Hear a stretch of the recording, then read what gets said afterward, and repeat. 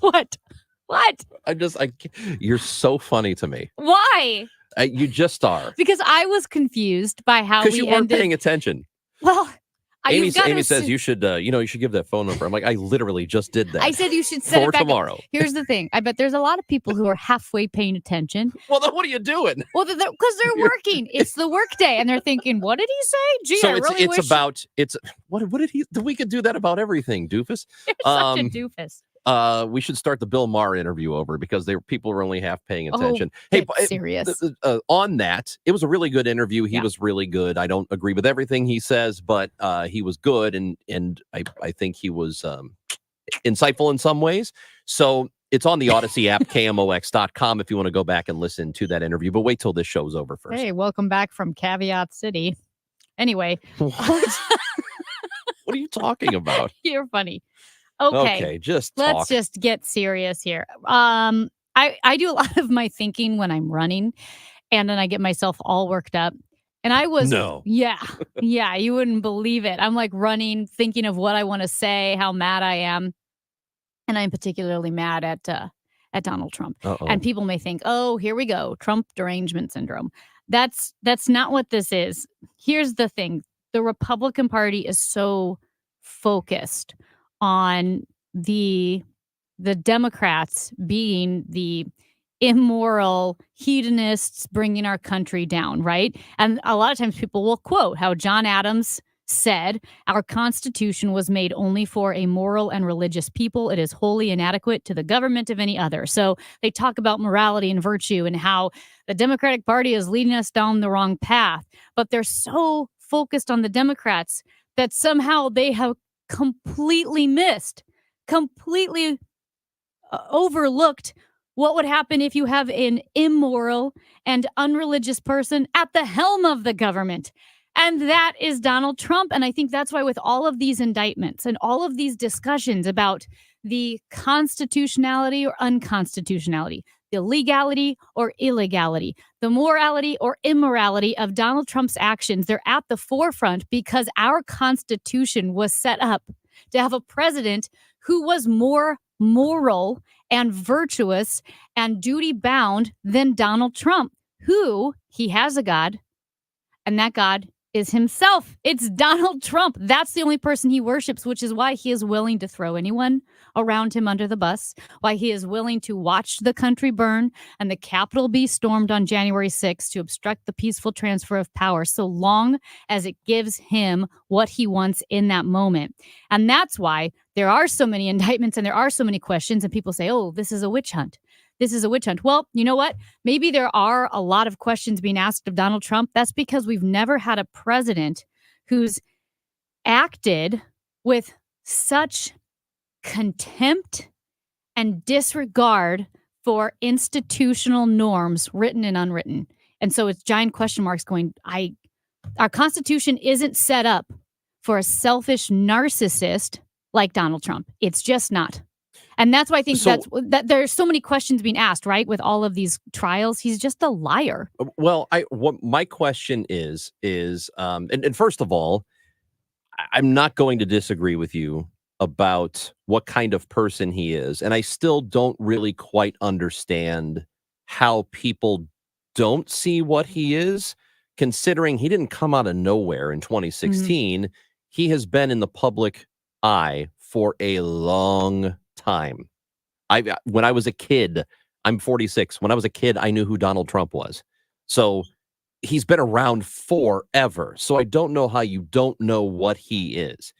And I think when you see somebody who is constantly talking about people who used to serve him, who used to work for him, like John Kelly the other day when he said he was the dumbest general he ever had. Okay, well, is everybody who's ever worked for you the dumbest you've ever had only when they turn on you? Right. There has to, when you see stuff like that, I would hope that a reasonable person looks at that and goes, that's not good. That's not good if every single person who's ever worked for you and finally says, you know what, I've had enough of this guy. Here's what he's like. And it happens time after time after time after time. Like it's constantly happening. And Trump's response is, well, he was the dumbest and he wasn't any good anyway. Never should have hired him. Well, okay. When that happens dozens of times, there's something to that. There's something there. What is your overall concern, though? So I don't like the guy personally. We've talked about that a lot. But what is your overall concern with him still being part of the picture? Well, one, it's crazy that we have a former president with this many indictments, and it's crazy that we have a former president with this many indictments running away with the number one position for the GOP candidate for president. And I think it puts us in a really, really bad spot because let's say he wins, as the numbers are showing if he wins. Now, he's running against Biden. If he goes to jail for any of these actions that he's taken, and you have a former president in jail, one, it looks really, really bad. Even if he's good for everything that he's done, like the classified document situation, it's going to look bad if he's in jail. If he loses while he's in jail, you think it'll look like a political opponent. If we thought January 6th was bad, I mean, it would be. I am terrified for our country if Trump is in jail and loses. Let's talk to John, who's calling us from a car, hopefully safely, hands-free. What's up, John? Yeah, just you're talking about how Trump doesn't have any respect for the norms of the Constitution and our government norms. When every Supreme Court decision that's come down against the Biden administration, take, for example, the student loans, they come out and they tell you the Supreme Court decision was wrong and that they're going to do everything they can to work around the Supreme Court. They said the loan problem was the student loan forgiveness was unconstitutional, and they just worked around it yesterday. They came out with some more ways to work around the Supreme Court's decision. So to me, that's not following the norms. And also taking your son over to China when you're the vice president and then introducing him to a bunch of people, and then all of a sudden the Chinese donate. So are you saying the Republicans are better than the Democrats? I'm not saying anything. Well, then why? Here's the thing. Shouldn't Trump be better? That's my point. Okay, so the Democrats are doing that. You're having Joe Biden saying, hey, we should add more people to the Supreme Court. That's wrong. That's not respecting the norms. That has nothing to do with the conduct of Donald Trump, who's supposed to represent the Republican Party, who is supposed to represent the people who say that our government is completely inadequate for an immoral and irreligious society and government. And that's what we have. That just because Joe Biden wants to forgive student loans, which Nancy Pelosi says was unconstitutional, which Joe Biden says was unconstitutional, it doesn't mean that we should pick someone to represent the Republican Party and lead the government who has no moral, no virtue, and no duty to country. I think we got to do away with the what about stuff. I think we have to. I think everything can't be, well, what about your guy doing this? We're supposed to be better. If we're Republican, then be better. Just be better. Hey, here's my feeling on anything that Trump has done wrong and they're going after him.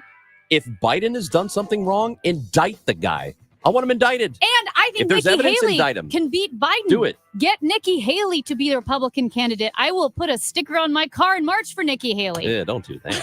Don't put stickers on your car. She can beat Biden. That's Amy Marks Kors. I'm Chris Ranji. Let's get Major Garrett's thoughts on the madness in Washington next on KMOX. Hey guys, it's Dave from the Dave Glover Show, 1 p.m. to 5 p.m. on KMOX. This promo is going to sound like everyone else's promo, but everyone else's promo is a lie. They're just copying off of us. We are the original show about nothing. We're the original show about everything. We're just a bunch of smart people acting stupid and stupid people acting smart. And when you put it all together, it's a pretty good mix. We are 23 years in, and we are STLAF. That's the DGS, 1 to 5 p.m. KMOX. It is 10:29. The time check brought to you by Jerry Kelly Heating and Air Conditioning. It's time for a $98 furnace tune-up. Scrubbles Car Wash is now scrubbing in St. Louis with 3 locations now open in St. Peters and 9 more scrubbing soon throughout St. Louis. Our starting lineup of locations are the best in the biz. Come see our state-of-the-art car wash. Visit Scrubbles Car Wash at 297 Salt Lick Road, 1125 Cave Springs Estate Drive, or 3300 Mid-Rivers Mall Drive. We specialize in clean, but our focus on professional customer service sets us above all the rest. See why Scrubbles is batting cleanup for St. Louis. At 10:30, we've got rain. It's 66 degrees downtown at the Arch. At least 51 civilians have been killed in a Russian rocket strike on a village store in eastern Ukraine, one of the deadliest attacks in Ukraine in recent months. Slightly more Americans applied for jobless claims last week, but layoffs remain low, and the labor market continues to be resilient against raised interest rates from the Federal Reserve.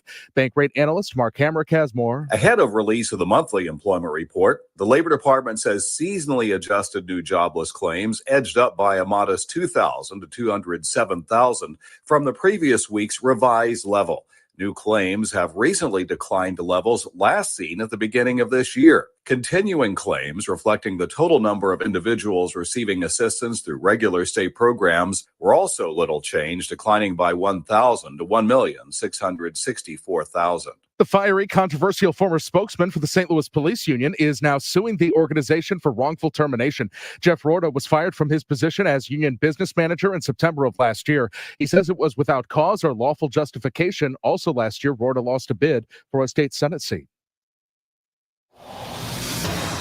There's a two-vehicle crash on I-170 going south at Olive. It's got the right lane closed.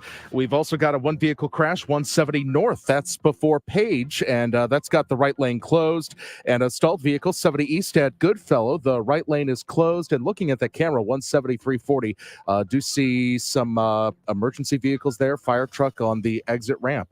A few showers, even a rumble of thunder today with a high of 72 to 76 degrees. Clearing tonight, low 53. 40s in some outlying areas. Tomorrow, partly sunny and breezy with a high of 70. At the moment, rain in 66 downtown at the Arch. I'm Michael Calhoun, KMOX News. Brought to you by Scott Lee Heating. Scott Lee Heating's premier dealer distinction means you'll be working with the best the industry offers. Learn more about our special savings opportunities on Lennox products by calling 314-756-9444 or visit us online at scottleeheating.com. I'm Tony Kornheiser, and this is my show. What, you expecting something different? Whether you're looking for deep, insightful dives into the day's top sports stories, that's why we have guests, right, Nigel? Or simply how to get change for 100, you'll find it on the Tony Kornheiser Show. From football picks from the best prognosticators in the business, including a monkey, to real-time baseball playoff analysis, to traffic in an area where you don't live. We got you covered. My friends come on, and you know them. Listen on the Odyssey app or wherever you get your podcasts. Tom Ackerman for Building Community with Busey Bank, a podcast series easily accessible at KMOX.com/community banking. Our goal to bring awareness to local organizations and share how they're bettering our community. Bridge Bread Bakery does more than bake and distribute delicious bread and cinnamon rolls throughout the region. Most importantly, they are providing a path out of homelessness for so many. Listen to Building Community with Busey Bank at KMOX.com/community banking. Broadcasting from the underlying Three Lawyers. GetJim.com studios. KMOX.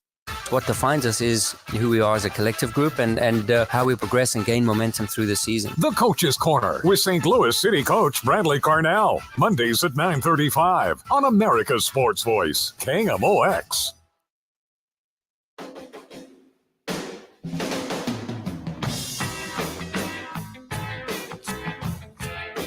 Chris and Amy on KMOX. It is Thursday. It is after 10:30, and that means it's time for our weekly visit with our good friend Major Garrett, Chief Washington Correspondent for CBS News, author of The Big Truth, Upholding Democracy in the Age of the Big Lie. He's got two podcasts, the one you know about well, and that is The Takeout. Also, Agent of Betrayal, which is a really good podcast, and it's about a big spy jerk.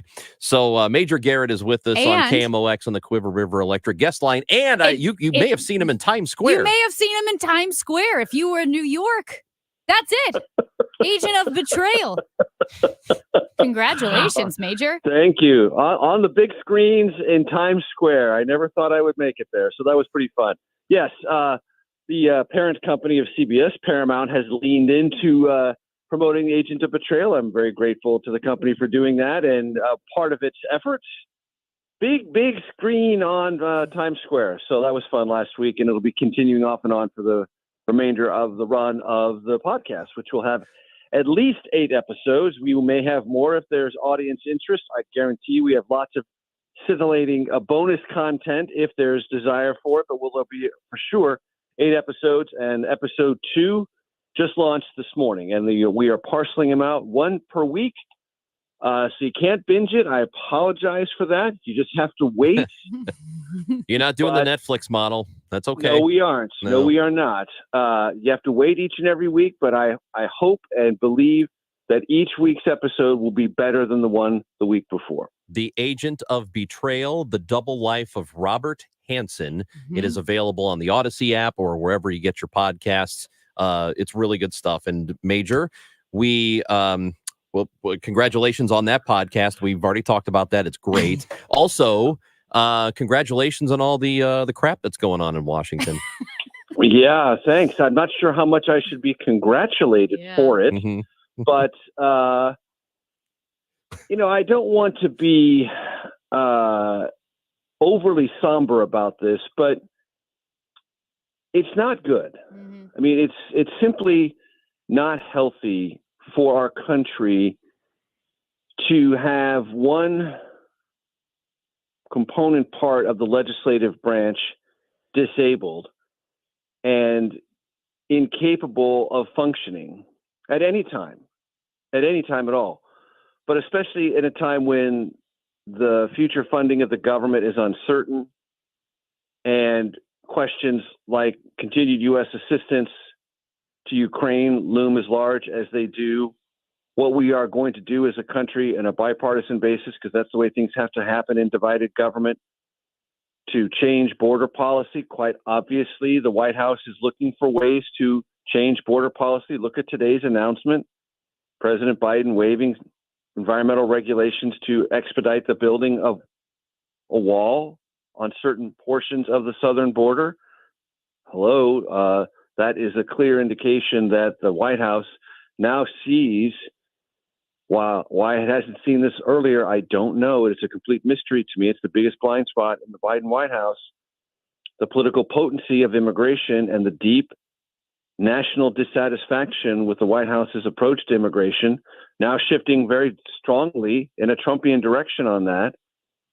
We have to resolve these issues, and you can't begin to even debate how we are going to resolve these issues if one part of the legislative branch is closed and locked and the lights are turned out. That is the physical condition of the House of Representatives today. And that will not change until the majority party can announce a time within which it can begin the process of conducting an election for Speaker. And nobody knows when that day will be. Nobody.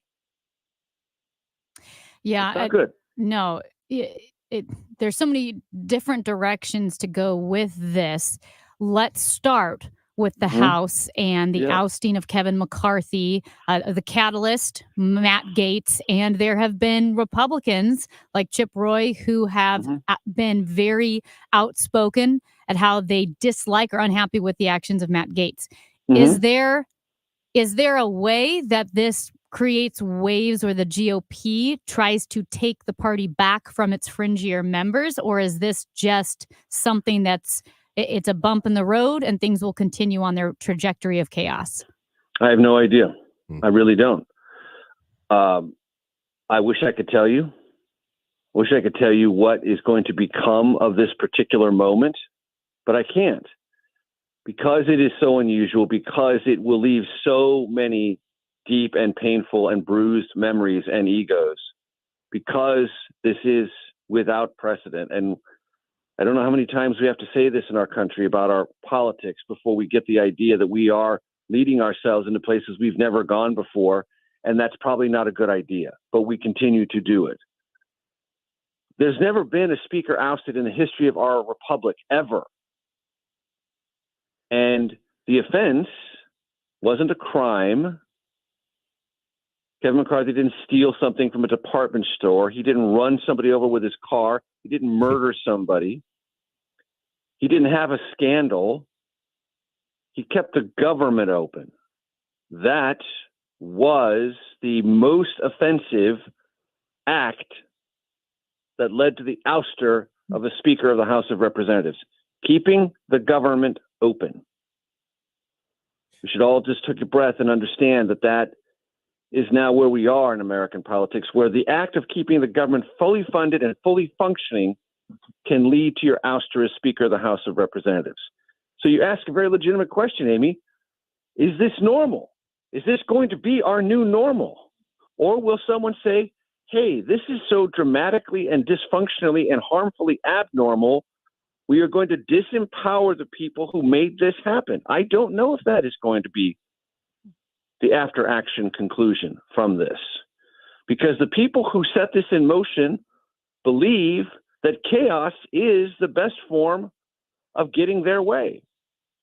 And until they are proven wrong in that, they have made it clear they're going to continue to use chaos to try to get their way. And I don't know if other Republicans will summon the certitude, the fortitude, and the strategic acumen necessary to knock them back down. I don't know. Yeah, well, and Republicans, I would say most of them are angry at Matt Gaetz and angry at those 8 people who have done what they've done, who have Gaetz in particular for leading this charge, and they've been really vocal about it. And I know the question Amy asked was, will this kind of help us get back to some sort of normalcy? But Major, Gaetz is he's fundraising on this, and because it works. So if it works, then what's the incentive to stop? Look, let's not forget the history of this. Everyone who's angry now at Matt Gaetz knew what Matt Gaetz was doing during the protracted number of votes that Kevin McCarthy had to go through to become Speaker. They knew the demands he was making. They knew about this one person motion to vacate reality. They knew the threat that it posed to the elected Speaker, Kevin McCarthy. They went along with it. Winston Churchill once said, an appeaser is one who feeds the crocodile hoping it will eat him last. Republicans complaining about this now have been feeding the crocodile all year. They've now been eaten. They knew what the implications of this was. They had an opportunity among themselves to say, no, this is lunacy. We are not going to give one of you who's not invested in the furtherance of this Republican conference or has any sense at all about the political realities of people who live in swing districts experience as opposed to people who live in 20 plus Republican districts experience. We're not going to give you the lever to cut the head off the Speaker, but they gave it to them anyway. What did they think was going to happen? Do they not believe the rhetoric of Matt Gaetz and Matt Rosendale and these others? Why not? They tell you what they're going to do every single day. And they did it. And now it's like, oh my gosh, they did it. What, can you believe it? Well, hello. Yes, I can believe it. And are you going to marshal yourself to change the structure of the way your House Republican majority acts in order to re-alter that power structure? I don't know. It's a pretty important question. I keep asking. Everyone's sort of staring at the top of their shoes. Well, we're trying to figure it out. Well, okay. Keep staring at the top of your shoes. Major, moving to the Senate and the vacancy left by the death of Senator Dianne Feinstein, Gavin Newsom has appointed LaFonza Butler to that Senate seat. She was president of a political action committee. Emily's List was also very active in unions. What is the significance of her appointment? And how big is that significance of her appointment in that Senate seat? Well, it's significant in the history of California, racially and from gender preference. That's a history-making moment for California. It now invests in that seat someone who is clearly more functional, more capable. Dianne Feinstein, declining last year especially, was not readily and visibly functional. So that is something where in committee meetings and general floor proceedings, it's easier for California's voice to be heard and articulated. And it also raises the question, will she try to keep the seat? Because several other California Democrats are vying to be the nominee for that seat. And is she going to be a placeholder, or she might say, hey, you know what? I might try to run for the seat myself. That will inject a degree of uncertainty into that Senate California Democratic primary.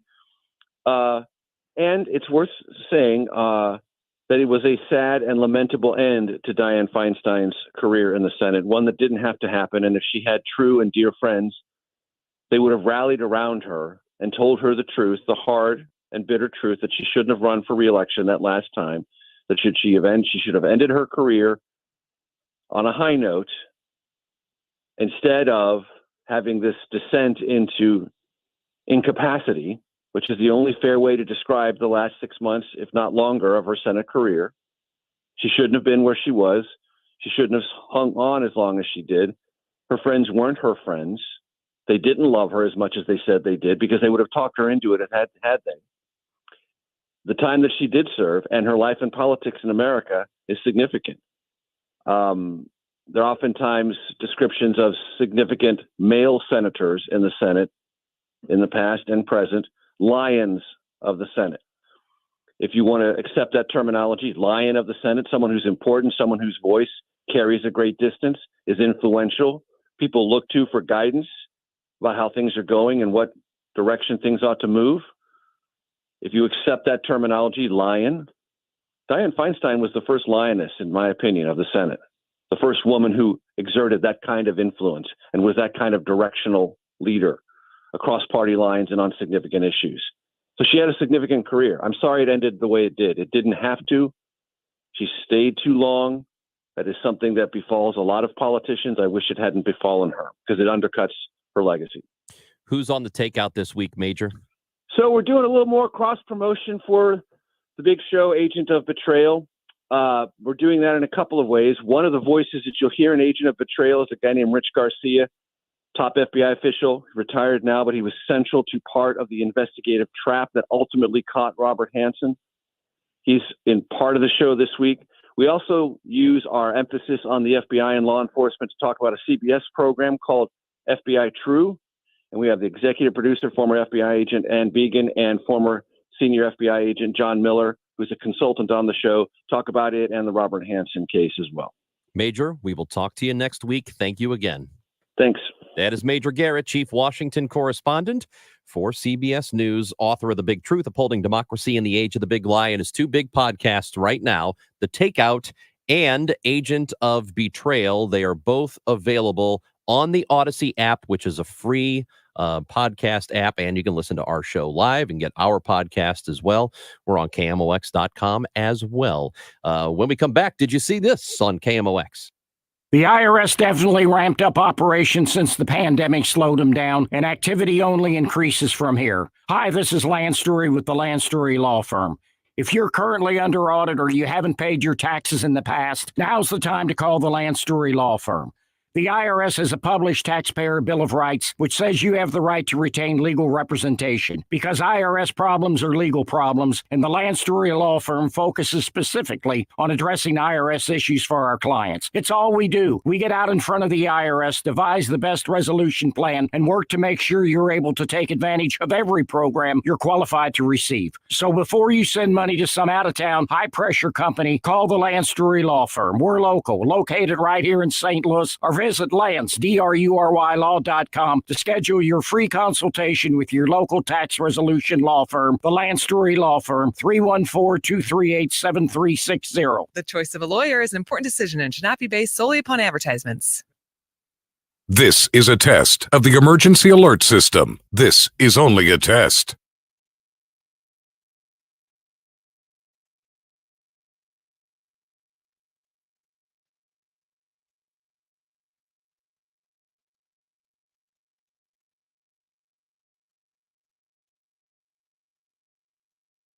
This has been a test of the emergency alert system. This was only a test.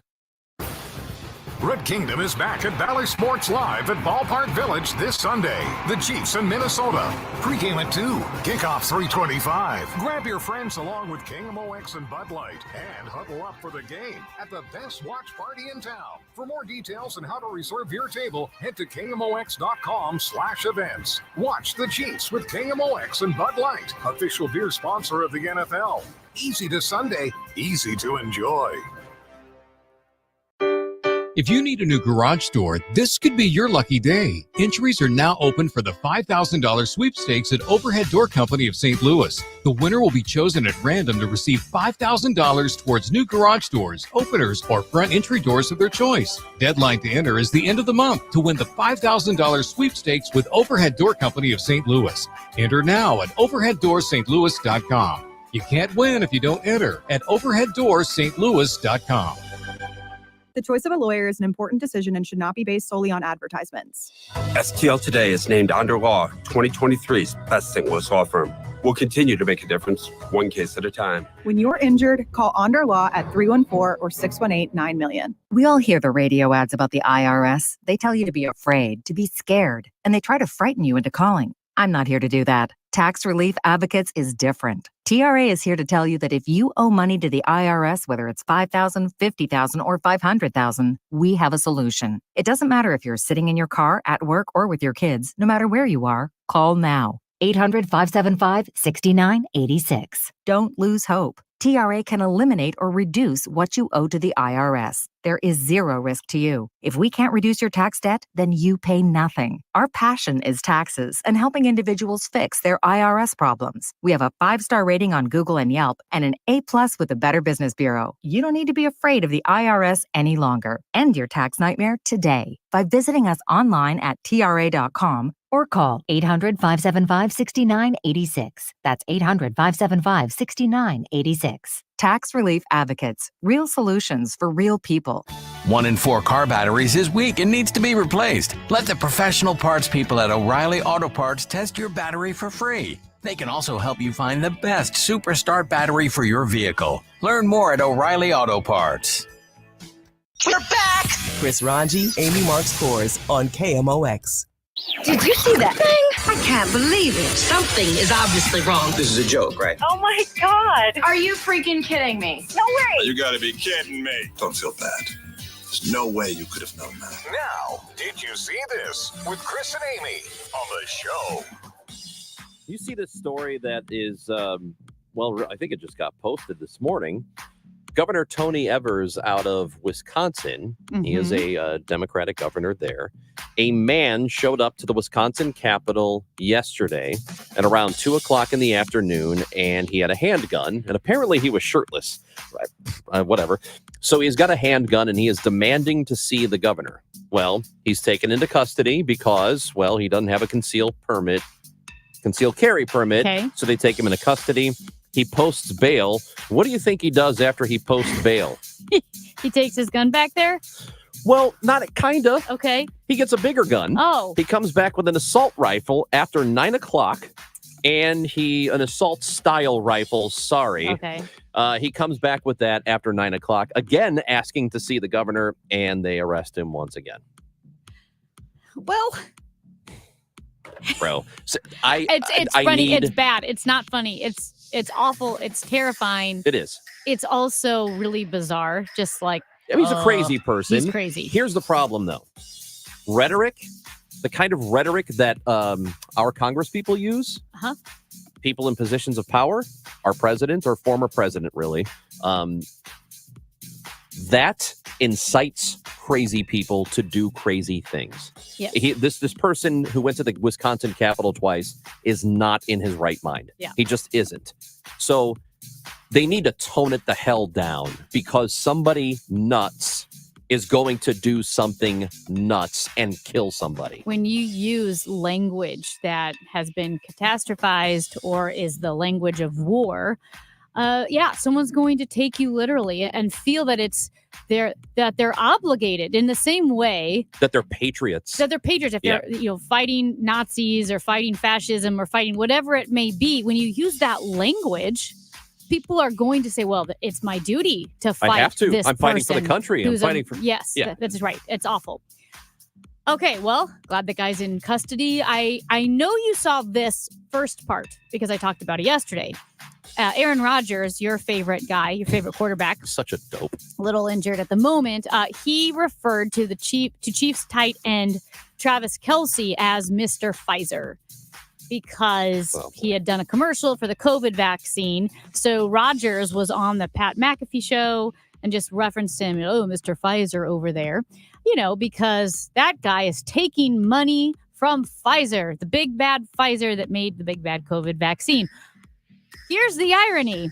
Aaron Rodgers, he collects his paycheck from Woody Johnson, a.k.a. of Johnson & Johnson. Yes, that's right. What did Johnson & Johnson do? Didn't they make a vaccine? Oh, yeah, they did. They made a vaccine. They did. So if you are going to look at Big Pharma and the COVID vaccine, like Pfizer, Moderna, and Johnson & Johnson, and say those guys are all bad, and shame on Travis Kelce for taking a paycheck from Pfizer, well, Aaron Rodgers probably shouldn't be playing quarterback for the Jets. He's such a because Johnson & Johnson is paying his paycheck. I'm not saying this is a Bears fan because he totally dominated my team for years and years and years, and he earns that. But he's just a dope. Also, I will say this. Oh, sorry. I was going to say Moderna and Pfizer. I had a Pfizer vaccine, and I kind of feel like I'm better than the Johnson & Johnson people. Didn't you feel that? My friend got Johnson & Johnson, and she had an inferiority complex. She's like, I'm going to get him Pfizer next time. It's like, oh, you got your clothes at Kmart? Yeah. Hey, did you see that all the MLB teams are, there are no wild card games today or tomorrow because all the series have been decided? Okay. So there's no playoffs. I mean, tonight's NFL, whatever. But what MLB is the worst at promoting its own sport? You have no games on a Friday when there's nothing else to watch. I mean, Nebraska and Illinois are playing football. But who cares? Who cares, man? How could you not have a playoff game? Like, look ahead. Look ahead and say this. It's such a dumb league. Oh, man. Hey, Annie Fry's coming up next. I think she's going to yell at us. Oh, I think you guys are going to want to get in on this conversation. Wait. Yeah, you're going to want to listen to this. Yeah, you're going to want to and contribute. Yes.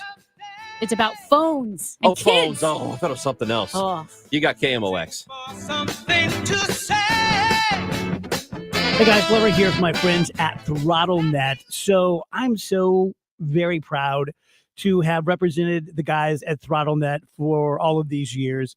They are the IT geniuses. George and Mike are the owners. Fantastic guys. They can do all of your IT. They can do a portion of your IT. They have the best Apple support team. Their response time is under 2 minutes. Think about that, under 2 minutes. Something goes sideways with your IT, and they are solving your problem. And they're solving your problem within 2 minutes. Now, let's talk about cybersecurity. Most companies in St. Louis don't have cyber liability insurance. You get hit, you're on the hook, you're probably out of business. With ThrottleNet, if we represent you, we protect you. The first $500,000 that someone hits you for, which isn't going to happen, but if it does, we pay it. $500,000. That's what you're covered for with ThrottleNet. Go to throttlenet.com/DGS for all the information. Hey, it's Bo Matthews for Reinhold Electric. And big news for this group, they have been working hard for decades for St. Louis. They have been named Electrician of the Year 2 years running now by the St. Louis Post-Dispatch. So if you want a top-notch electrician, big or small, no matter what the size is, residential, commercial, industrial settings, Reinhold Electric has the experts that can tackle any of those jobs. 314-631-1158. Tell them Bo sent you to Reinhold Electric. Online at reinholdelectric.com. How did Paschetti's Pasta and Sandwiches come to be? Bill Brandon was laid off from Caterpillar. Bill and his wife Colleen decided to team up with her uncle to expand to St. Louis, but the uncle decided not to go. Bill and Colleen made the move anyway and opened Paschetti's in part because they'd already signed a lease on a building in St. Louis. Hear how they persevered through challenges to achieve success. It's a true-to-life example of the American dream and a great family. Tune in Saturday at 2 for the business of family business. KMOX, KECK HD2, K254CR, St. Louis. The home of the Cardinals, KMOX. Always live on the free Odyssey app. Hey guys, Glover here for my friends at Zero Res Carpet Cleaners. Well, not just carpeting. We do area rugs, we do upholstery, we do tile, we do air ducts. The holidays are coming up. Let's be honest. How do your carpets look? How's the furniture? How does everything smell? It can be absolutely clean. any time of year, but especially when everyone's coming over for the holidays, everyone's nesting, the kids are at home. So if you want the best deal in town, that's with Zero Res. So what is the deal? Every month, Zero Res offers the DGS listeners a good deal, a better deal, a deal you can't get if you don't mention me or the station. Here's what it is. 3 rooms, Zero Res clean for $129. Your air ducts, take $50 off of those. We do tile. We do upholstery. We can do area rugs. In fact, we can do anything you want. 314-474-2020, Zero Res, STL.com. Mid-America's most trusted source for news. KMOX. At 11 o'clock right now, we've got some rain. It's 66 degrees downtown at the Arch. I'm Michael Calhoun. Our top story this hour. One of the biggest gatherings of Democrats this year is currently underway in St. Louis. It's the 2023 DNC fall meeting. Last night's Truman dinner was a sellout. Today and tomorrow are full days at the Marriott Grand Hotel downtown with different groups and caucuses from seniors to LGBTQA to veterans to rural interests holding forth.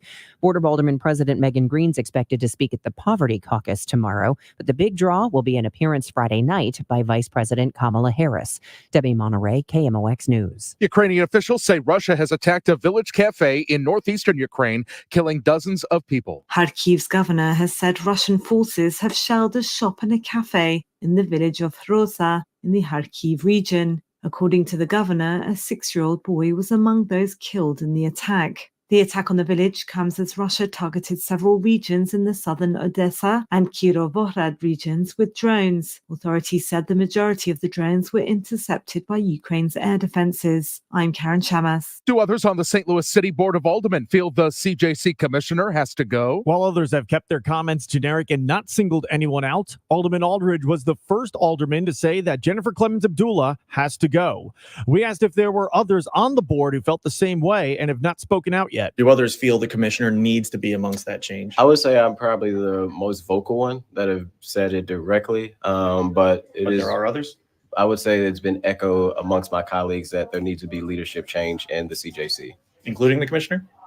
I think the commissioner is part of leadership. Previously, Aldermanic President Megan Green has said the board is having conversations about leadership change at the CJC and said that change could include the commissioner. Sean Malone, KMOX News. A vote to annex 6,500 residents into the city of Manchester out of unincorporated St. Louis County is about a month away. County Executive Sam Page continues to campaign against it. Well, it certainly is a money grab. I don't think Manchester's made any secret about that. They passed a tax on marijuana dispensaries, and they don't currently have any marijuana dispensaries in Manchester, but there are 2 in the proposed annexation area. Manchester Mayor Mike Clement says those in the annexed zone can expect better services like trash and police. I was annexed myself in 1999, and I will just say the outcome was very, very good for all of us who lived in that area. And so from my experience, it can be much better. Being part of a smaller local government. Dr. Page says the county figures they'll lose about $3 million in revenue. Mayor Clement tells KMOX taxes for the annexed area may go up a smidge. The vote to annex is November 7th. Baseball fans in the Twin Cities are elated after a 2-decade drought came to an end yesterday. With their 2-game sweep of the Toronto Blue Jays, the Minnesota Twins did something they had not done in 21 years. Won a playoff series and advanced to the next round. I've been waiting for this for a long time. I'm 30 years old, so I've only seen a couple playoff wins in my lifetime. The will to break the streak has been undeniable, says Twins pitcher Bailey Ober. The energy is unmatched right now in the entire building. Every single day that we've been here, and the fans are one of the main parts that we've been able to win these last 2 games. The Twins take on the defending champ Astros in the best-of-5 American League Divisional Series that gets underway in Houston on Saturday.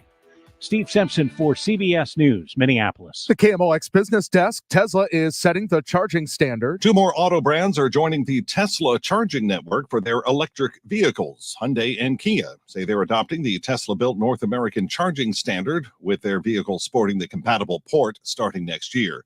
Ford, GM, Rivian, and Volvo have already joined the network, which has the most direct current chargers in the U.S. in the most convenient places. Andrew O'Day, Bloomberg Radio. The Dow from Stifel's down 154 points to 32,975.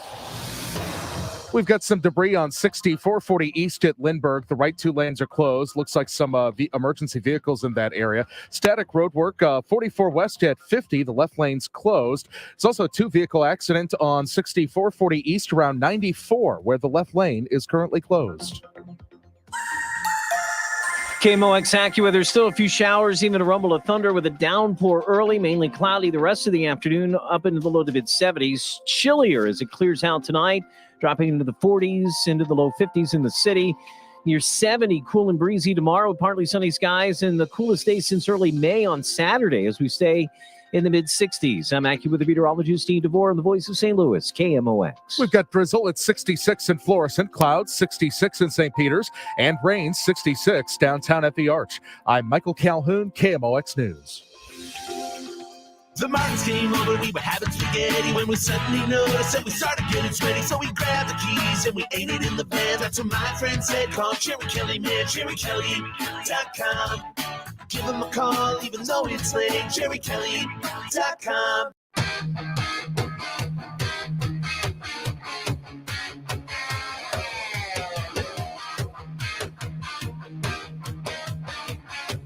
Sammy Marks, Kors, and Chris Ranji on KMOX, hour 2 of the show today. Hey, we got a guest in studio. I see this person in the hallway all the time. I see her in the kitchen. In the kitchen. I see her in the kitchen. Washing the dishes because nobody else does. Man, I don't use those dishes. Oh, they're I scary. know, they're bad. I'm not using those dishes. There's nothing I want to eat that bad. Annie Fry from the Annie Fry Show on 97.1, our sister station here in the building. Odyssey St. Louis is with us I was told to yell at us. Oh, did Steve tell you that? Yeah. He would. Do you feel like you are living in West Germany and then you just climbed over the wall to East Germany? Right. Are we like the communists? I'm going to be honest. I listened to a little Major Garrett and I had some disagreements with what he had to say, but that's not why I'm here. Well, welcome, comrade. Yeah. Welcome. No, I don't feel like that at all because I know you people. I we see each other at the water cooler or on the way in a hurry to the bathroom. He is kind of a communist. Okay. Yeah. That's all right. I can deal with that. He's a low voltage communist. Right. Pretty amicable. Mm-hmm. Yeah. I'm a commie lunatic. You can come be wrong on 97.1 anytime you want. That sounds great. How's that? Is that okay? I couldn't think of anything more fun. Yeah. Sounds riveting. Also, I'm going to remove all these warts with a knife. So, sounds What? great. Wait, what? I don't know what you guys are I doing don't over know here what at you're talking KMOX. about. Oh, man, you have no idea and you don't want to know. Oh. Just Google warts later. Ooh. You ever seen one?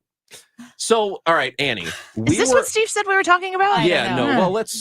Well, we could. Warts? Steve? Here's something where Annie can set it up, I think, assuming Steve told her what's going on. I feel so strongly about this, I could die. So go ahead, Annie, and tell us what you're here for. Warts. No. Well, no. Annie, we're not doing the warts thing. Oh, we told you We're- we so will- many times. Yes, Steve stop. said there you could take it two ways. Yes. Well, no, I was talking to Steve the other day. We were supposed to be having a meeting, something that was of importance, and we started talking about my kids and social media and phones and all of that. And it turned into a main conversation about that. And he kind of looked at me like I was a zoo animal because I'm pretty restrictive about the access that my kids. I have 4 kids. How old are your kids? My son, my oldest, is 13. He was born the day after Christmas, so he'll be 14 in a few months. And then I have 3 girls, and they are 11, 7, and 2. Okay. And when you say you're restrictive with the phones, what do you mean? What does that look like at the Fry household? They don't have them. Okay. No They're the phones only at ones. all. It's qualified. If I were they, I would tell my friends that I do have a phone. They have a phone number that their friends can text them on. There are 2 phones that I have upgraded my phone. Mhm. So one of them is a Galaxy S9, and then one of them is like a 20, which would have been the 11. And I don't know what I have. But I kept them. We added a simple basic line because we don't have a house phone. So I think that's something that people don't really think about now when you're talking about having extra cell phones in the house. Most people don't have landlines. We don't have one. So we wanted to get a phone that would stay in the house should we be gone. Okay. And with our kids, especially during COVID, I'm actually way more relaxed. People aren't going to think I'm relaxed, but I'm way more relaxed on this because of COVID. Because they were taken away from every social situation. Like my kids didn't have access to computers, Yeah. like the internet, nothing. Yeah. And so we relaxed a little bit, let them get on kids' Facebook Messenger. People think of phones and kids, and they think about their ability to have access to games. Kids they don't think of like the last thing they're doing is calling anybody. Right. Well, they would message. Messaging. That's how they get a hold of their friends. Social media. Yeah. No social media. So no Interesting. TikTok, no Instagram. Oh my gosh, no Snapchat, no Facebook, like they want to Mhm. be on that. No Twitter, like they would want to be on that. No, none of it. So they just have basic messaging. They have Kids Messenger, but they Mhm. don't really, I don't think that that's really where the conversations are happening right now with the kids. They can text people. And I have 2 phones. They're old phones. They sit on a shelf in our house on a charger, and they can text people and they can call people. That's Okay. it. And so those phones don't go with them to school or anything. And the oldest is 12? 13. 13. Okay. I will, and I have, if for instance, the baseball team that he plays on, they all have phones. Everybody in his class in 8th grade has phones. I will allow him to take a phone to, like, if his sister has a volleyball game and he's going to be sitting in the gym, I'll let him take a phone there. He plays a baseball game on there, whatever. He can take it with him then. But there's never a time where he is alone with that phone. And it's not about giving kids It's about a phone. It's about giving them the internet. When you phrase it that way, people start to think, well, that is a little bit different. Yeah, because there are psychologists, experts on this, who will say that really some of the social media apps that kids are on, really, they shouldn't be younger than 16 and be on them. That they're way too young on some of these apps. I don't have kids. Amy doesn't have kids either. I mean, we don't. It's difficult for us to say how it should be, but I fully understand how a parent would want to be cautious, knowing some of the dangers that are out there and some of the people who are adults and who will take advantage of children in various different ways. This is the kind of thing the FBI investigates all the time. And so there's a lot of it that happens in the St. Louis area. And I fully understand that. What is the challenge for you, though? Because you have kids who have friends, and their friends have phones, and their friends have apps, and their friends are participating in all these other things. Does it get to the point where your kids say, "Mom, come on"? Yeah, sort of. I also don't care. I mean, it's so. What do you say to them? What do you do? I explain it to him. There's a story. Fox News reported on a story, and the story keeps popping up. And I think it's the advocacy of the parents. And I think this is an important story. I'll tell it in a sensitive way. There's a 17-year-old kid. He might have been 16 at the time, but high school, mid-high school, old enough to responsibly, you would think, need a phone because maybe they're driving, whatever.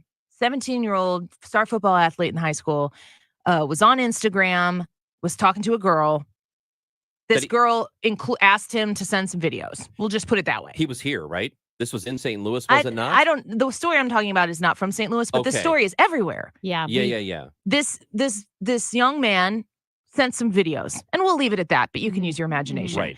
And turned out it wasn't a girl, it was somebody in the Middle East who was soliciting him for these videos, turned around and said, "This is who I am. You're going to send me $1,000. It's an extortion. It was plot. Yep. extortion. Yep. And this kid freaked out, and he somehow mustered up $300 to send. They said, "That's not enough. Mhm. Send us the rest of the money, or we're telling everybody we will ruin your life." He killed himself that night.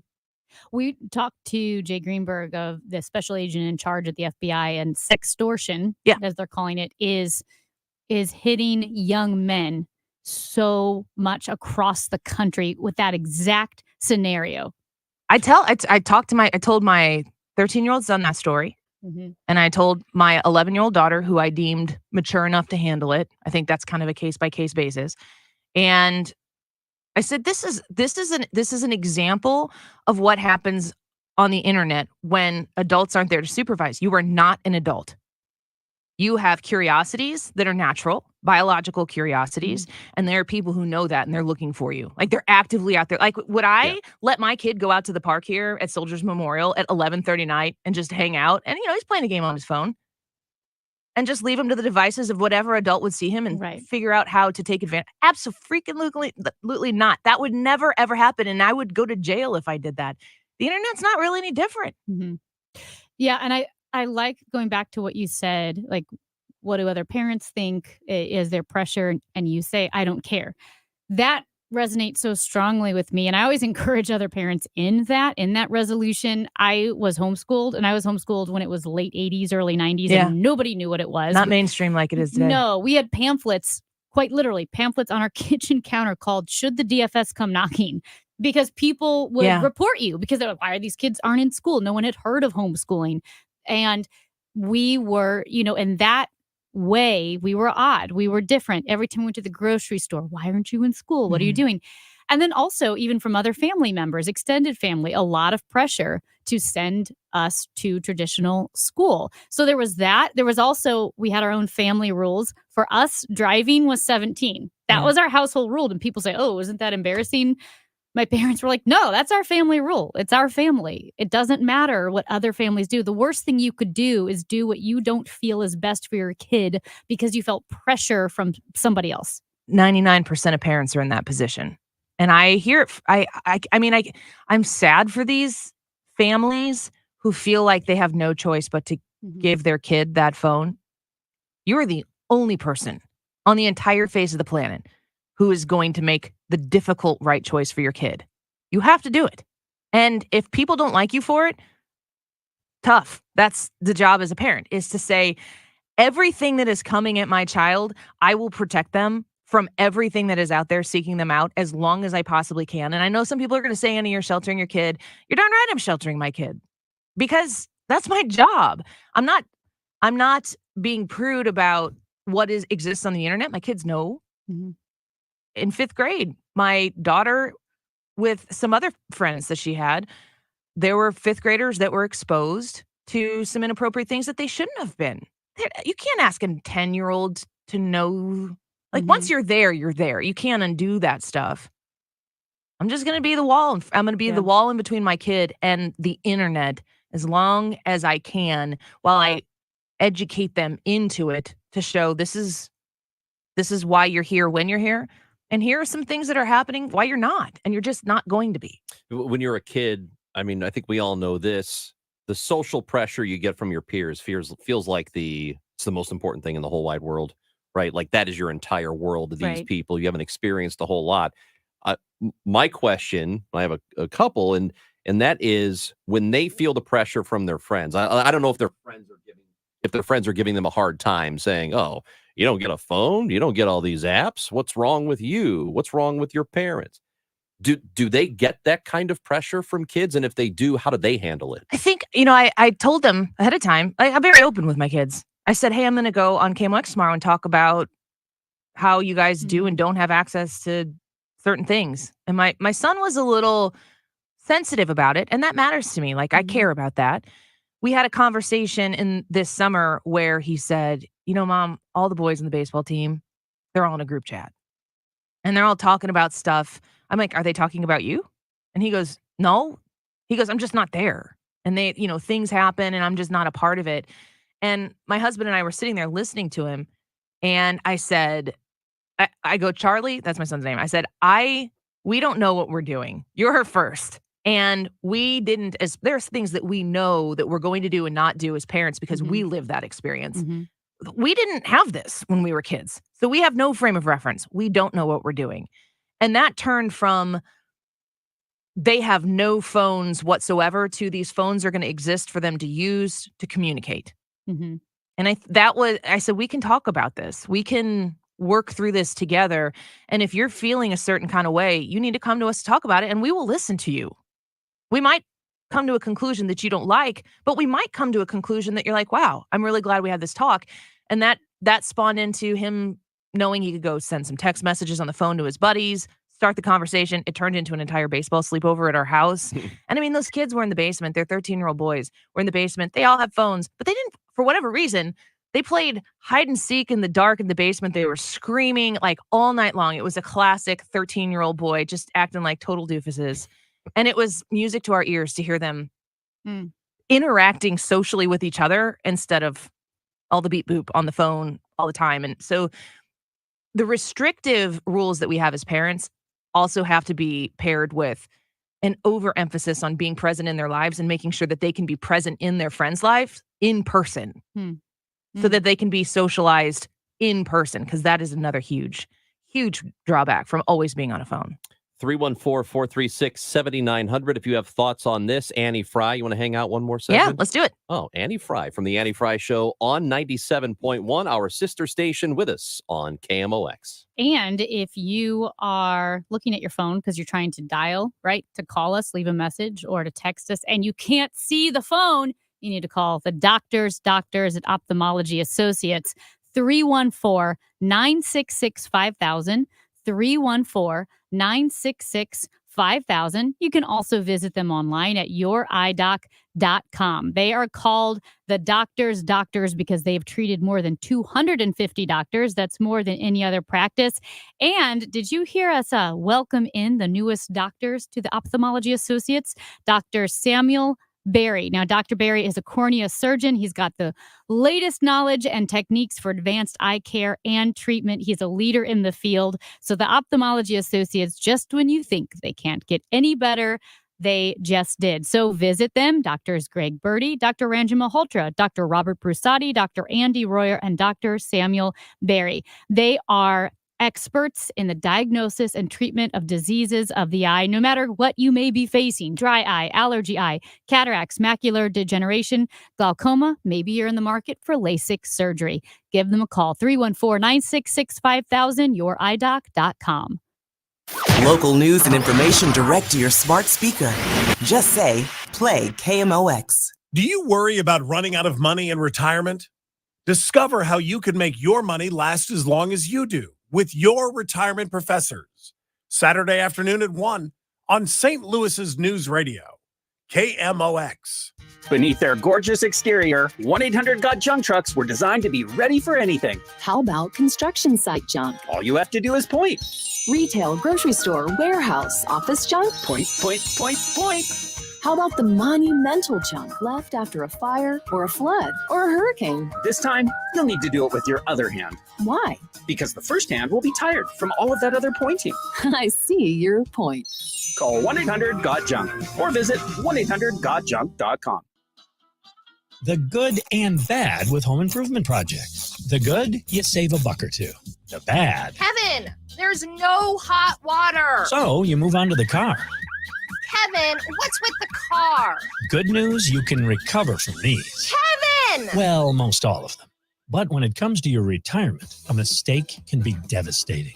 Call Steve All and the All Financial Group. They've been helping folks plan for retirement for years. That's why they've been able to correct do-it-yourself problems before they're problems. Get your complimentary assessment of where you are now and look at some of the retirement boxes you haven't even thought of. Kevin!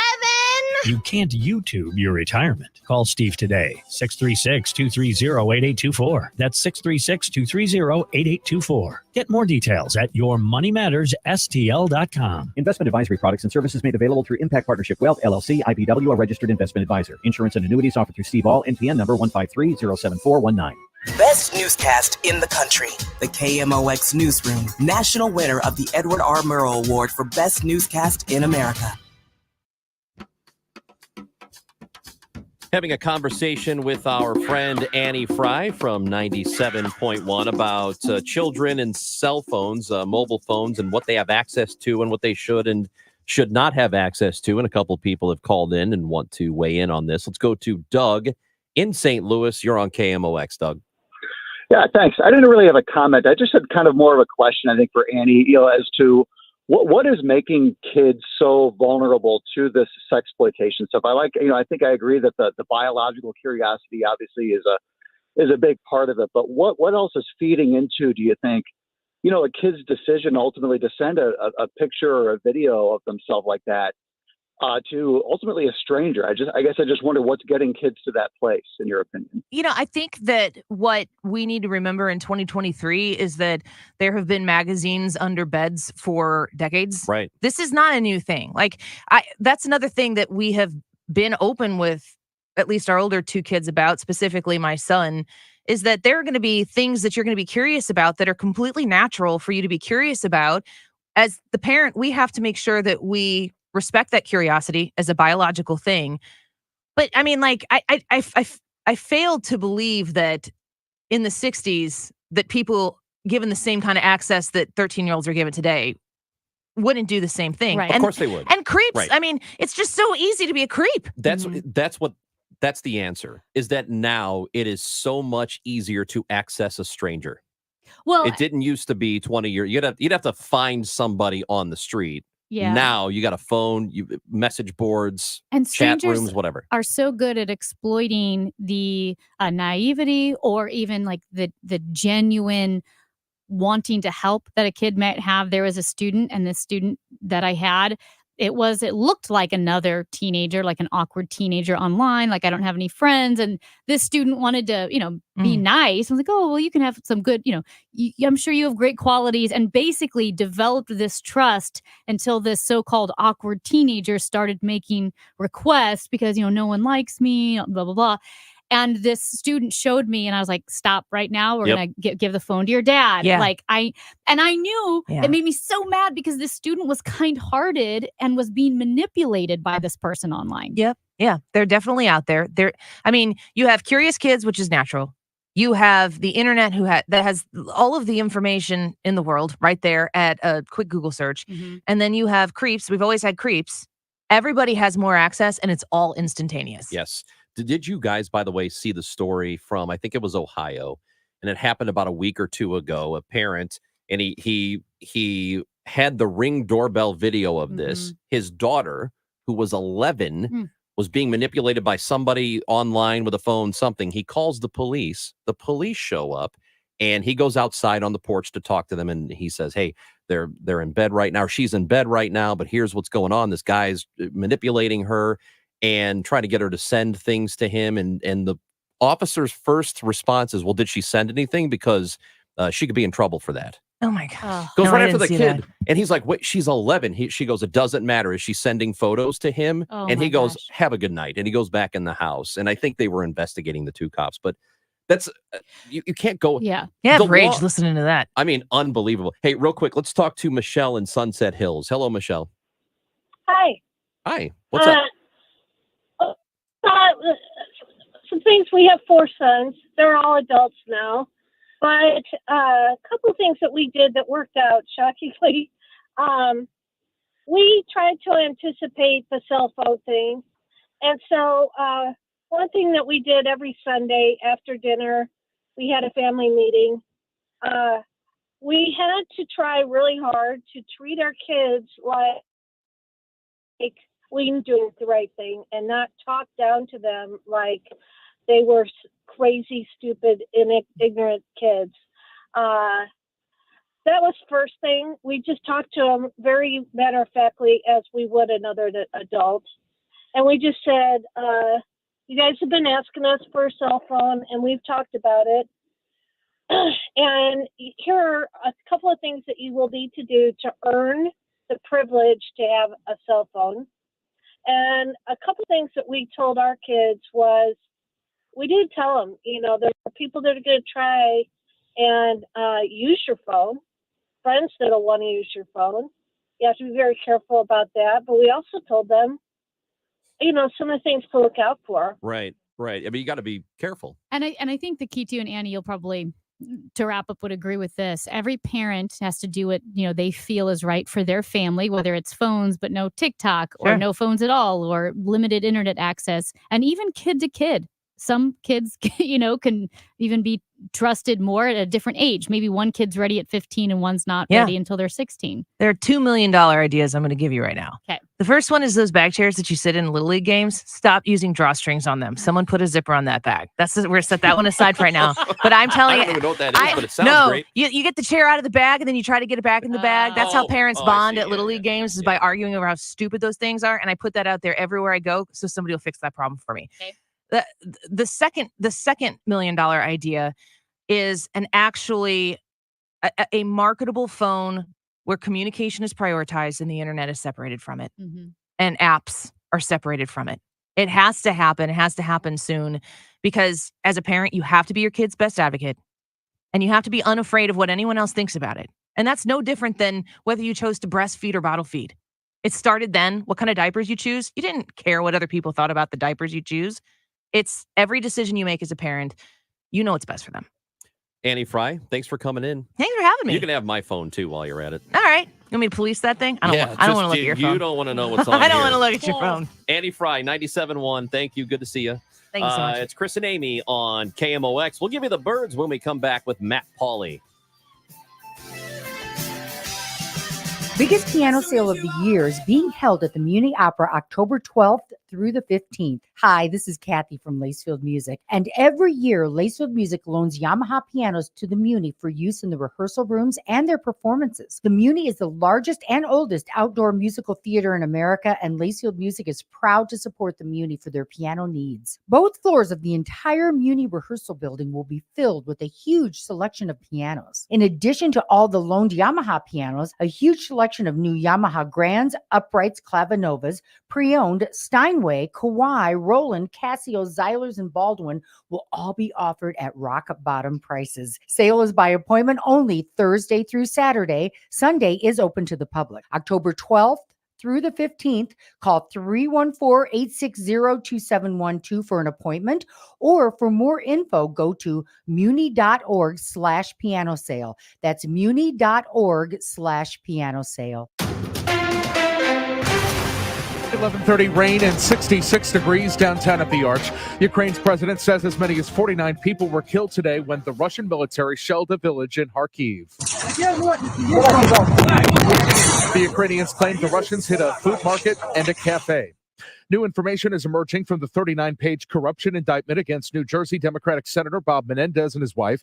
Menendez and his wife have entered not guilty pleas. Recently, the Bergen Record saw mention in the indictment of a fatal car accident. The driver was Nadine Menendez before she was married to the senator. The Bergen Record obtained a police report, and CBS's Scott McFarland tells us what was in it. That report has details of a 2018 accident in northern New Jersey that resulted in the death of a man who was hit by a car driven by Senator Menendez's then girlfriend. There is dash cam footage of the aftermath, during which she told police the man jumped out in front of her. The victim's family has questioned her account of that night, and she was cleared of wrongdoing. McFarland says the indictment suggests Senator Menendez allegedly agreed after the accident to apply pressure to suppress a local businessman's prosecution on an unrelated matter in exchange for a $60,000 Mercedes for the woman who would later become his wife. This year, the St. Charles City government has been relying heavily on St. Louis for its water supply. That is about to change. Next week, 3 of its own wells will go back online, and 2 more will follow. Assistant City Administrator Brad Temme says that'll take a ton of pressure off the system. We've been having to push water from the far side of town to, up here north where like Newtown is. And it's really caused issues where we've had additional main breaks. The restart of the wells also allows St. Charles to implement a new state-of-the-art filtration system at the city's treatment plant. We've got a crash on 44 going west at 270. The 2 left lanes are blocked. Looking at the cameras to see some emergency vehicles, a couple of fire trucks, and some police out on the scene. Backup is to Watson. We've also got vehicle fire 44 east at Route 0, and we've got some debris on 6440 going east at Lindbergh. The right 2 lanes are closed. And a caller says that wreck on 44 near the Merrimack River in Fenton is causing quite the backup. Few showers, even a rumble of thunder today with the high of 72 to 76, sponsored by Scrubbles Car Wash, now scrubbing in St. Louis. Clearing tonight, low 53 in the city, 40s in the outlying areas. For tomorrow, partly sunny and cool, breezy with a high of 70. Scrubbles Car Wash is now scrubbing in St. Louis. Come see Scrubbles, state-of-the-art car washes. Visit Scrubbles Car Wash at Salt Lake Road, Mexico Road, or Mid-Rivers Mall Drive, and see why Scrubbles is batting cleanup for St. Louis. Rain and 66 downtown at the Arch. I'm Michael Calhoun, KMOX News. Hey, it's Bo Matthews, and if invasive plants and trees have overtaken your pasture, roads, trails, or dams, then you need Missouri Brush Control. Their special forestry mulching equipment helps landowners reclaim their property. Enjoy your land like you've always dreamed of. To learn more, visit MissouriBrushControl.com. Broadcasting from the Underline Three Lawyers, GetJim.com studios. KMOX. And paid for by Linear Marketing Group. Are you drowning in debt? Are you struggling to make minimum payments? Did you know that on average, a household with at least one credit card struggles with over $17,000 in credit card debt? If this sounds like you, know that it's not your fault. Credit card debt happens to good people. Credit card companies lure you in with low introductory rates and low minimum payments. Before you know it, you're in over your head. We've helped thousands of good people just like you become debt-free with our Debt Reset program that will dramatically reduce your debt down to a fraction of what you owe. Our Debt Reset program is customized to get you debt-free in as little as 24 to 48 months with one low monthly payment. If you owe over $10,000 in credit card debt or even personal loans, call 800-527-5199 now. There are no upfront fees or out-of-pocket expenses. You don't pay a dime until we succeed. Call now to see how the Debt Reset program can work for you. 800-527-5199. That's 800-527-5199. Again, 800-527-5199. Get ready for Thursday Night Football tonight, as the Chicago Bears take on the Washington Commanders. Kickoff at 7:30, and you can hear the game here on America's Sports Voice, KMOX. Hi, I'm Paul Goldschmidt. I'm Cardinals outfielder Lars Nootbaar. I'm Woodson Contreras. Now, Chris and Amy give you the birds. I'm Adam Wainwright, and you're listening to the voice of the Cardinals, KMOX. This Cardinals report is brought to you by Renner Garage Door, RENNER, forward and back, family owned and top rated, RennerDoorSTL.com. It's not just birds we're doing here. We got all kinds of stuff we're talking about. Matt Pauley is with us on the Quiver River Electric guest line. That's what he does on Thursdays and Mondays, every day, every week, during the off season too. Matt Pauley, we put him to work. What's up, dude? What's going on? Thanks for having me. Why is Major League Baseball so stupid? I mean, I don't know specifically what you're talking about, but they are in many ways that. So I probably agree with whatever you're going here with. The wild card series, and I understand you can't make all the wild card series go 3 games. I get that. And by the way, for people who don't realize it now, it's a best of 3 series. But they have set it up in such a way that there will be no games today, no games tomorrow. So you're going 2 days without Major League Baseball playoffs when there's really not much else on. You've got NFL tonight, but it's the Bears and Commanders. Who cares? And then tomorrow on a Friday when there's nothing but a couple of college football games. We don't have NBA yet, really. You know, we don't have like regular season hasn't started. We don't have hockey. Why in the world would they not at least try to make it that it was possible to have baseball on Friday? Yeah, I think you're right. They're not good with scheduling. We've talked about it a lot with when teams have Memorial Day or Labor Day or 4th of July off. That just doesn't make a whole lot of sense. When teams have a Friday or Saturday or Sunday off, but then they're playing on a Tuesday afternoon, like what's going on? But on this one, you know, they're so locked in, and I get the TV's involved, and TV wants to have an idea of when games are going to be. But look at the NBA playoffs.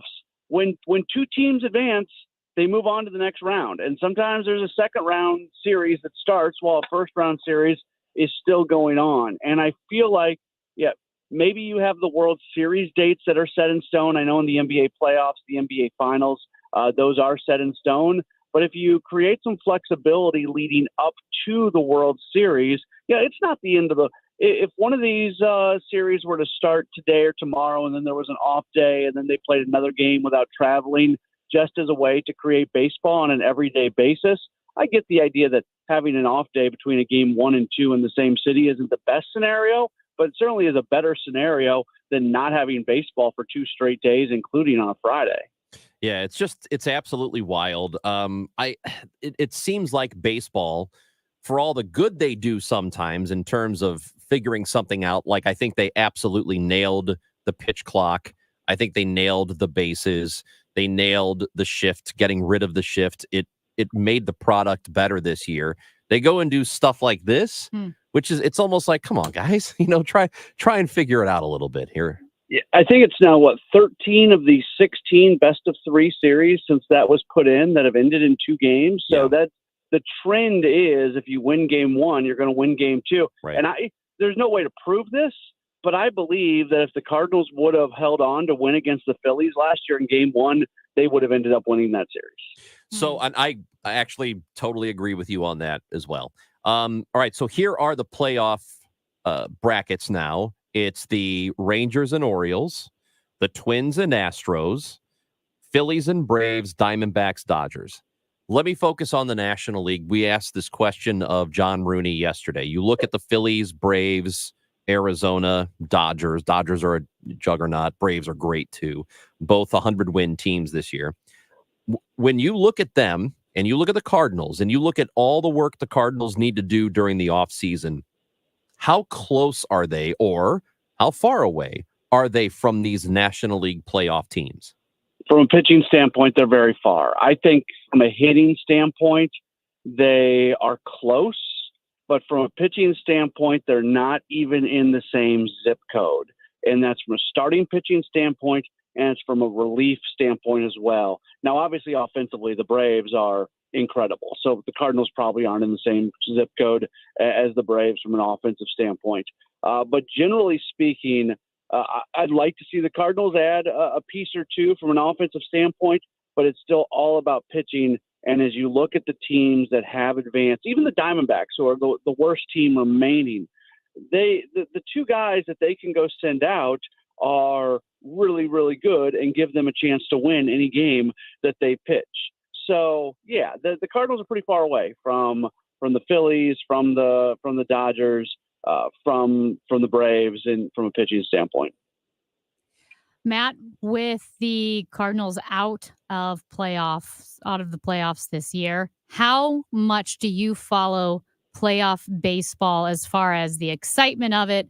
Ranj and I were talking about how much we love cold baseball. Like, I know the Cardinals aren't in it, but I'll still follow it because I love cold baseball. Do you feel that, or does your mind shift to the St. Louis Blues or something like that? No, I'm still all in on baseball. You know, I was hosting Sports Open Line last night, and we had the Brewers Diamondbacks game on. And when the Diamondbacks scored those 2 runs to go from a 1-run deficit to a 1-run lead, like at that point, it's hard for me to pay attention to hosting the show. I'm so into what's going on in these baseball playoffs right now. And I love moments like those. The baseball creates so many compelling moments in the postseason, and it's so much fun to watch. I love cold baseball. I love fall baseball. I wish the Cardinals were in it like everybody else. Hey, What? Sorry, I have a What's your question. problem? This is about playoffs, but it's about Major League Soccer. I'm so confused. Why does City have like 2.5 weeks off before their last regular season game? They've got this international break. So they do these things in soccer where basically no professional team in soccer across the world is playing. And that way the international teams can get together. So if you play international soccer, you can leave your MLS team, you can leave your whatever team, and you can go work out with your international team. So it's an international break. There's been other international breaks. It's dumb because they need to change the MLS schedule. Like the actual international break part of it isn't dumb. I get that. But what's dumb is doing it with one game left. Right. Yeah. It's so weird. They need to push back the schedule so there's at least 2 or 3 or 4 games left in the regular. Think about the teams that are completely out of the playoffs right now. You're telling me that these players are going to go do whatever that they have to do for 2.5 weeks, and then they're going to come back and they're going to play one game and they're going to put a good effort on the field? I mean, it's ridiculous. I really don't understand it. I'm sure there's some sort of, and I haven't dug into it much, I'm sure there's some sort of historical reason that they do this that maybe makes sense, but I don't know what in the hell's going on here. The MLS really dumb. season is already incredibly long. They started before the Cardinals started, and they're finishing well after. So I know extending the season, but maybe you start the season later. I don't know. But the one game after the international break, they got to rethink that. It's been fun though. The whole season's been great. Matt, It's been amazing. Now you were, if I remember, before it started, you didn't know anything about soccer. You're like, I don't know about this. And now you must be all in. I'm all in. Amy's all in. I got my City hat right here. My mom is all in. It's all she does is watch City videos. Pam loves City. Who does your mom love? What City. player? Indiana Vassilev. That's right, because you texted me the night that we did the City Caravan in Webster. Yeah. Basically asking if Indiana Vassilev was still at Hot Shots. Yep. Dude, she loves that guy. I don't know why. Is it because the name is incredible? I guess he's really good. Vassilev? He must be really good doing social media stuff, like videos. Yeah, he is. He's named after Indiana Jones. That's where the name comes from. What else would it be? We named don't the know, dog the state? Indiana. I don't know. His parents took a vacation to Indiana, and they named him after him. That's the state. Really? No, he I was don't know. named after Oh, Indiana geez. Jones. That's what he's saying. Yeah. Dun, dun, dun, dun. I love it. I think it's so good. What's been your favorite part of the soccer season, Matt? I don't know. I mean, just the whole experience going to the game. What are you laughing for? It's such a wide ranging question. I love when I go to the games. That's when I really, really enjoy. What, Sophia? You gotta be quiet. Sorry, my daughter's in the background. You tell your daughter to be quiet? Yes. We're sitting in the car. We're about to go into a store, and I asked her to stay quiet as I did this.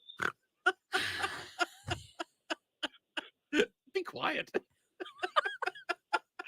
Dad of the year right here. That's so funny.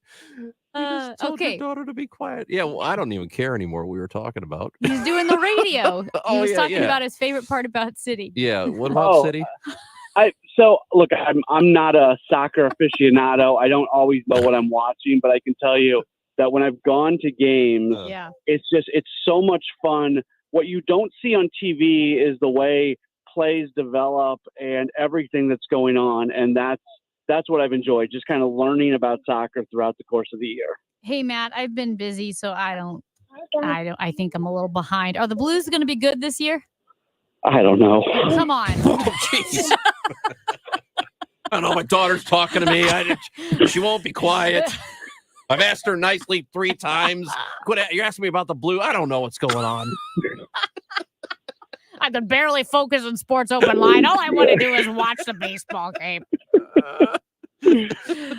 Matt shows up on Sports Open Line. We're playing a best of. If you could see this, my 4-year-old daughter right now is literally climbing all over me while I do this, while the car is running. It's incredibly safe. You're not driving, are you? Are you driving? No, I'm not driving. I'm sitting. But my phone was about to die, so I had to turn my car on so I could plug the charger in.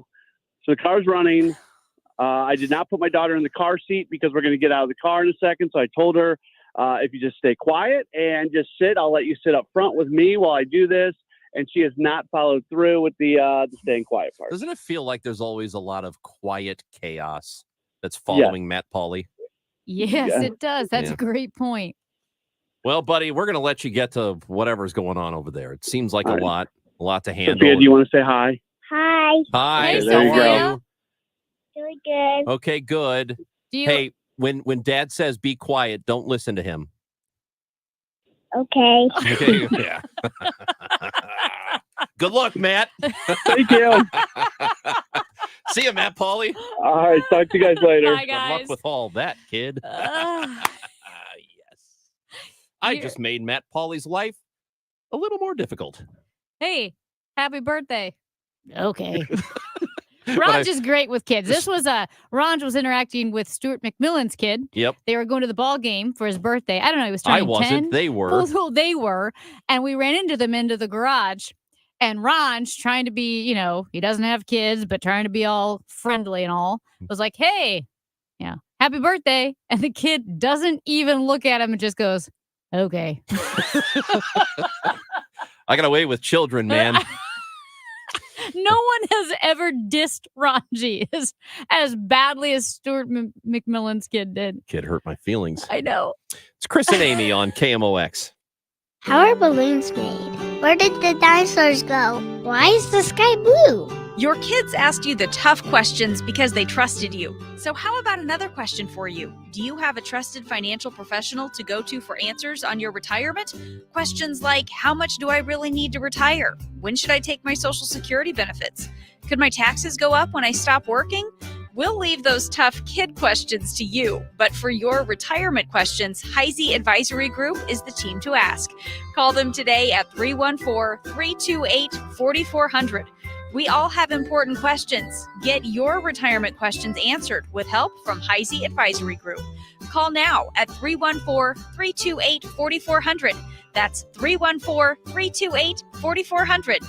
Investment advisory products and services made available through Pine Ridge Advisors, LLC, an SEC-registered investment advisor. Security products and services made available through AE Financial Services, LLC, member FINRA and SIPC. AEFS and Pine Ridge Advisors, LLC are not affiliated. Susan, I'm sorry I'm late. Traffic is terrible. It sure is. But on top of that, gas prices have been skyrocketing. I can't believe how expensive gas has gotten recently. Prices at the pump are up, but I never pay full price for gas anymore. I just use the free Upside app that pays you cash back for every gallon of gas you buy. Wait a minute. Are you saying you actually get paid cash when you buy gas with the Upside app? Yes, I get real cash back every time I buy gas. And does that actually add up to anything? I've made around $200. Wow, that's serious extra cash. I'm downloading the free Upside app now. Download the free Upside app to earn real cash back every time you buy gas. Use promo code BOOST for an extra 25 cents per gallon cash back on your first fill-up. You can cash out anytime right to your bank account, to PayPal, or an e-gift card for Amazon and other brands. Just download the free Upside app and use promo code BOOST for a 25 cents per gallon bonus on your first tank. That's code BOOST for 25 cents per gallon cash back on your first fill-up. Red Kingdom is back at Valley Sports Live at Ballpark Village this Sunday. The Chiefs in Minnesota. Pregame at 2, kickoff 3:25. Grab your friends along with KMOX and Bud Light and huddle up for the game at the best watch party in town. For more details on how to reserve your table, head to KMOX.com/events. Watch the Chiefs with KMOX and Bud Light, official beer sponsor of the NFL. Easy to Sunday, easy to enjoy. RENNER. Hey, it's the Cardinal Cowboy, letting you know that my friends at Renner have been repairing and replacing garage doors in St. Louis for over 50 years. Residential and commercial, RENNER, forward and back. Renner, the garage door company that does. RennerDoorSTL.com. Giddy up! Diabetes, high blood pressure, anxiety meds, everyone's on them. If you're a 50-year-old male, maybe a bit porky, and you may even have type 2 diabetes, $1 million of term insurance may only cost you about $200 a month. Call Term Provider. Speak with Big Lou at 800-700-6898. Big Lou will find a term life policy for you even if you have type 2 diabetes, are overweight, or have high blood pressure. Term Provider has helped thousands of people like you who think they can't afford term life insurance. To buy $1 million of affordable term life for you, all you need to do is call Big Lou at 800-700-6898. Lou will make sure the scales are tipped in your favor. Call 800-700-6898. Big Lou will answer your call and work to fit you into a term life policy that you can afford. Remember, Big Lou's like you. He's on meds too. Call 800-700-6898, 800-700-6898, or biglou.com. Well, tell me more, tell me more. Like, does he have a car? Okay, come on, you know it. You know all the words, you love it. Now sing along to Grease this Saturday, October 7th at the Sing Along at St. Louis Public Library. It runs from 1 to 3. Grease the movie on the big screen with lyric subtitles, costumes welcome, as well as singers of all ages. St. Louis Public Library presents Sing Along at SLPL the first Saturday of every month. And this Saturday, Grease is the word. Get more information at slpl.org. More Amy, more Chris. What is this weird show? It's the Chris and Amy Show on KMOX. Ron Jive said multiple times that I would marry the South Beach burrito from Mission Taco. Oh my gosh, Yeah, it's so yeah. good. A smothered Is it the chicken South one? Beach burrito. Yeah. And there's like this sauce on it and cheese and guacamole, and it's so good. Okay, listen to this. At the 2023 Tortilla Industry Association meeting, and yes, there is a Tortilla Industry Association. I've been. Mission Foods, you know them. Mhm. When you go to the grocery store, there's Mission like tortillas, and that's the brand, chips and everything. Mission Foods found out about our very own Mission Taco joint. Oh. Said, hey, look, there's a Mission Taco joint in St. Louis, and they've got multiple locations. They just opened one around Kansas City, Overland Park area. Guess what Mission Foods did? Do you think they shook their hands and said, hey, nice to meet you? Did they say, hey, that's really cool that you guys are doing this. I hope your restaurant is doing well? No, they said, we are suing you for trademark infringement. Oh. Because Mission Foods said that the word mission is, quote, inherently distinctive. And they've been in the business for 60 years. And that whenever you see the word mission, it means Mission Food products. They said that Mission Taco Joint, their use of the word is deceptive because they have no connection to, I guess, Gruma Rema brand, Yeah. according to the lawsuit. So Mission Foods said that Mission Taco Joint is being deceptive and they're suing them for trademark infringement. When did the word mission seems like a pretty common word? Yeah, and to me it does. I can't. It'd be like calling yourself Freedom Taco, right? Like that word is so everywhere. What do you like? How can you possibly? I'm writing that down. Freedom Taco. Freedom Taco. Like how many businesses are there that are like Freedom Tax Relief, Freedom Compound something? I don't know. It's the thing is too, Mission Taco. It's also relatively local because it's Leawood, Kansas, plus the St. Louis locations. It's not like they're all over the country. I don't know. Maybe Mission is afraid that they will, but Mission Taco Joint has been around for 10 years. And Mission Foods just found out about them. It seems weird to me. Yeah. I can't imagine, and I would be really curious to know what the law is on this, but if there must be some sort of period of time that goes by where if you have created a business and the business has been running for however many years, like a decade in this example, if it's gone by for a decade, how do you suddenly say, like, it's not like Mission Taco is a new restaurant that just popped up and they're trying to capitalize on Mission Foods or whatever. They've been around forever and you're just now finding out, sorry, too late, you've missed out. Sorry. You can't make them go through a whole name change a decade into their business. Get serious. And so anyway, everyone go to Mission Taco Joint, get a South Beach burrito. Said Chris and Amy said, we stand with you against Mission Foods. Come on, Mission Foods is going to be fine. And they're saying it's inevitable that the public is going to be confused. Inevitable? I never even thought about it once. Never did I. Neither did I. I. The logos are different. It also took Mission Foods 10 years to find out about it. I literally didn't even, when you were talking about Mission Foods, you said Mission Foods, this. I was like, no. And then I saw the logo and I go, oh, I've recognized that logo because I bought tortillas. I don't think anybody's looking at the logo when they buy tortillas in the little bag, the clear bag. You're just looking at the tortillas inside. And I've never. So it's stupid. It never even occurred to me because the name Mission, the word mission is so common. It never even occurred to me that Mission Foods and Mission Taco use the same word. They're just two distinctly different things. There was no confusion. I am the purchasing public. I was not confused. We have a texter to 314-436-7900 who says AutoZone used to be called Auto Shack until Radio Shack sued them. No. I don't remember that, but there is an actual Auto Shack now. There's an Auto Shack business right now. How can they monopolize the word shack? That's Amy Marks Kors. I'm Chris Ranji on KMOX.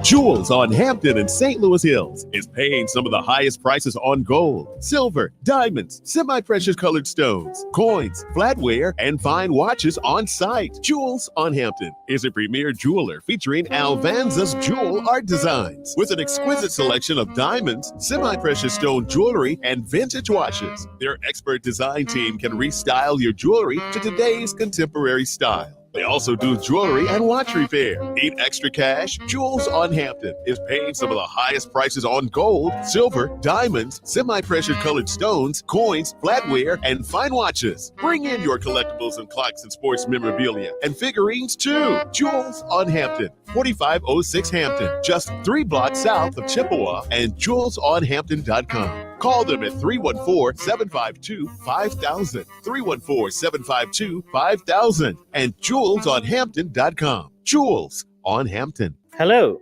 I am Missouri State Treasurer Vivek Malik. How would you like a tax break and help kids? You can with the Most Scholars program.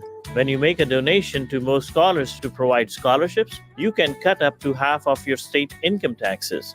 The Most Scholars tax credit is available for individuals and businesses. Learn more by going to mostscholars.com, or you may call 573-751-8533. Sponsored by the Missouri State Treasurer's Office. We all know how important nutrition is to our health, so why don't we do something about it? With Neovitin Men's 50 Plus, you can give your body sensible doses of vitamins, minerals, and antioxidants to support your daily health. Formulated for men over 50, Neovitin Men's 50 Plus gives you B vitamins to support energy and our proprietary physician-formulated blend for daily support you won't find anywhere else. Do something about your health today with Neovitin Men's 50 Plus. Available at your local Schnucks and Deerbergs. KMOX, KECK HD2, K254CR, St. Louis. Your home of the Chiefs, KMOX. Always live on the free Odyssey app. Hi, this is Dr. Brad Schaefer. As a podiatrist, I can tell you no two people's feet are alike, which is why I recommend Dr. Scholl's custom fit orthotic inserts. They're customized for your feet, so you get a unique solution your feet really need, not just a one-size-fits-all insole. They're clinically proven to provide pain relief for achy feet, knees, lower back, plantar fasciitis, and heels. Take the Dr. Scholl's custom fit orthotics assessment in Walmart today, now in the foot care aisle. Wireless headphones. That'll be $200. I'll use my Capital One Quicksilver card. Now that's a hit. You used the Capital One Quicksilver card, which makes you the hero of every purchase. With Quicksilver, you earn unlimited 1.5% cash back on every purchase everywhere. I wanted running music, but unlimited 1.5% cash back is pretty heroic. Good instincts. Every hero needs a theme song. The Capital One Quicksilver card. What's in your wallet? Terms apply. See CapitalOne.com for details. Mid-America's most trusted source for news. KMOX. At 12 noon, the news is sponsored by Michael's Flooring Outlet, the flooring experts, michaelsflooringoutlet.com. Drizzle and 67 downtown at the Arch. I'm Michael Calhoun. Our top story this hour, downtown St. Louis gets political. That's because the fall 2023 DNC meeting is underway at the Marriott Grand, and the headliner for the three-day meeting will be Vice President Kamala Harris, who is expected to make an appearance Friday night. Aldermanic Board President Megan Green is expected to speak tomorrow at the Poverty Caucus. The convention is open to all Democrats, although registration is requested. Debbie Monterey, KMOX News. President Biden is explaining why funds are being used to build more of the border wall at the southern border. The president, who is opposed to wall policy of former President Trump, says the money was previously appropriated for the wall and had to be used for that purpose. Money was appropriated for the border wall. I tried to get them to reappropriate, to redirect that money. They didn't. They wouldn't. And in the meantime, there's nothing under the law other than they have to use the money for what was appropriate. I can't stop that. Alderman Rasheen Aldrich appears or speaks on the status of CJC Commissioner Jennifer Clements Abdullah. Alderman Aldrich first called for a new commissioner at the jail 2 weeks ago. He says the jail cannot afford another uprising. Unfortunately, a lot of these have happened on her watch. It's about accountability. As an elected official, if I'm not doing what I need to do, the accountability is voters vote me out. And I believe that, it's time that we look at, looking at a new commissioner to see if we can actually get the answer right. Another detainee recently died at the CJC, marking the 3rd in 6 weeks and 10th in 2 years. Sean Malone, KMOX News. It may be surprising to hear that this month, October, Southwest Airlines is offering more service to more places out of St. Louis than it ever has before. In addition, you'll recall that Air Canada is adding service to Montreal. United and Air Canada are both strong partners and part of the alliance with Lufthansa. So, that I think was another key initiative that allowed that flight to finally come to fruition here. Lambert Director Rhonda Hamnabrigi says that will help to funnel passengers through St. Louis to use the Lufthansa flight to Germany. Another gymnastic competition and another reason for Simone Biles and her teammates to celebrate individual and team world champion medals. More from CBS's Errol Barnett. Simone Biles, the most decorated female gymnast of all time, adding another gold medal to her sparkling collection after a 2-year hiatus, while Team USA cemented its dominance in the record books with a 7th consecutive World Championship win. I'm really proud of the fight the team put together out there, especially having a teammate go down. You saw the strength and the courage of our team. The KMOX Business Desk, hotel chains trying to eke out more profit. If you plan to travel next year, get ready for higher rates at hotels. That's the prediction from American Express, whose global business travel report released today forecasts room rates in several big destinations will jump double-digit percentages in 2024, mainly due to rising popularity with travelers. Tops for expected price gains is Buenos Aires, followed by Mumbai and Cairo. But also in the top 10 are Chicago and Boston, thanks in large part to rebounding business travel. Andrew O'Day, Bloomberg Radio. The Dow from Stifel's down 153 points to 32,975. We've got a crash, one car, 6440 West at Boyle. The left lane is closed. A two-vehicle accident on 44 West before 47 St. Clair Union. The left lane there is closed. Another couple of showers and a thunderstorm that could be a little hefty early. It'll stay mainly cloudy as we finish out the afternoon. Highs in the low to mid-70s. As it clears out, it's going to turn quite chilly tonight, down the 40s, low 50s, and then back to near 70, cool and breezy with sun and clouds tomorrow. Low 60s, even cooler Saturday, back to near 70s Sunday and Monday. I'm Mackie with the meteorologist Steve DeVore, the voice of St. Louis, KMOX. Sponsored by Mers Goodwill, you could win a magical holiday staycation for 4 that includes all the fun at St. Louis Union Station, plus a first-class ride on the Polar Express. Just drop off a donation at your local Goodwill and get a secret entry code, plus 20% off St. Louis Union Station attractions. Visit mersgoodwill.org for more details. Cloudy 67 in Florissant and St. Peter's and downtown at the Arch. I'm Michael Calhoun, KMOX News. Time to rewind. It's the Chris and Amy Rewind Recap.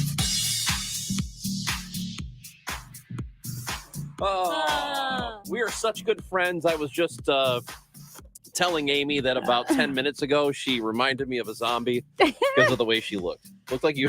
Well, what happened was I was running late.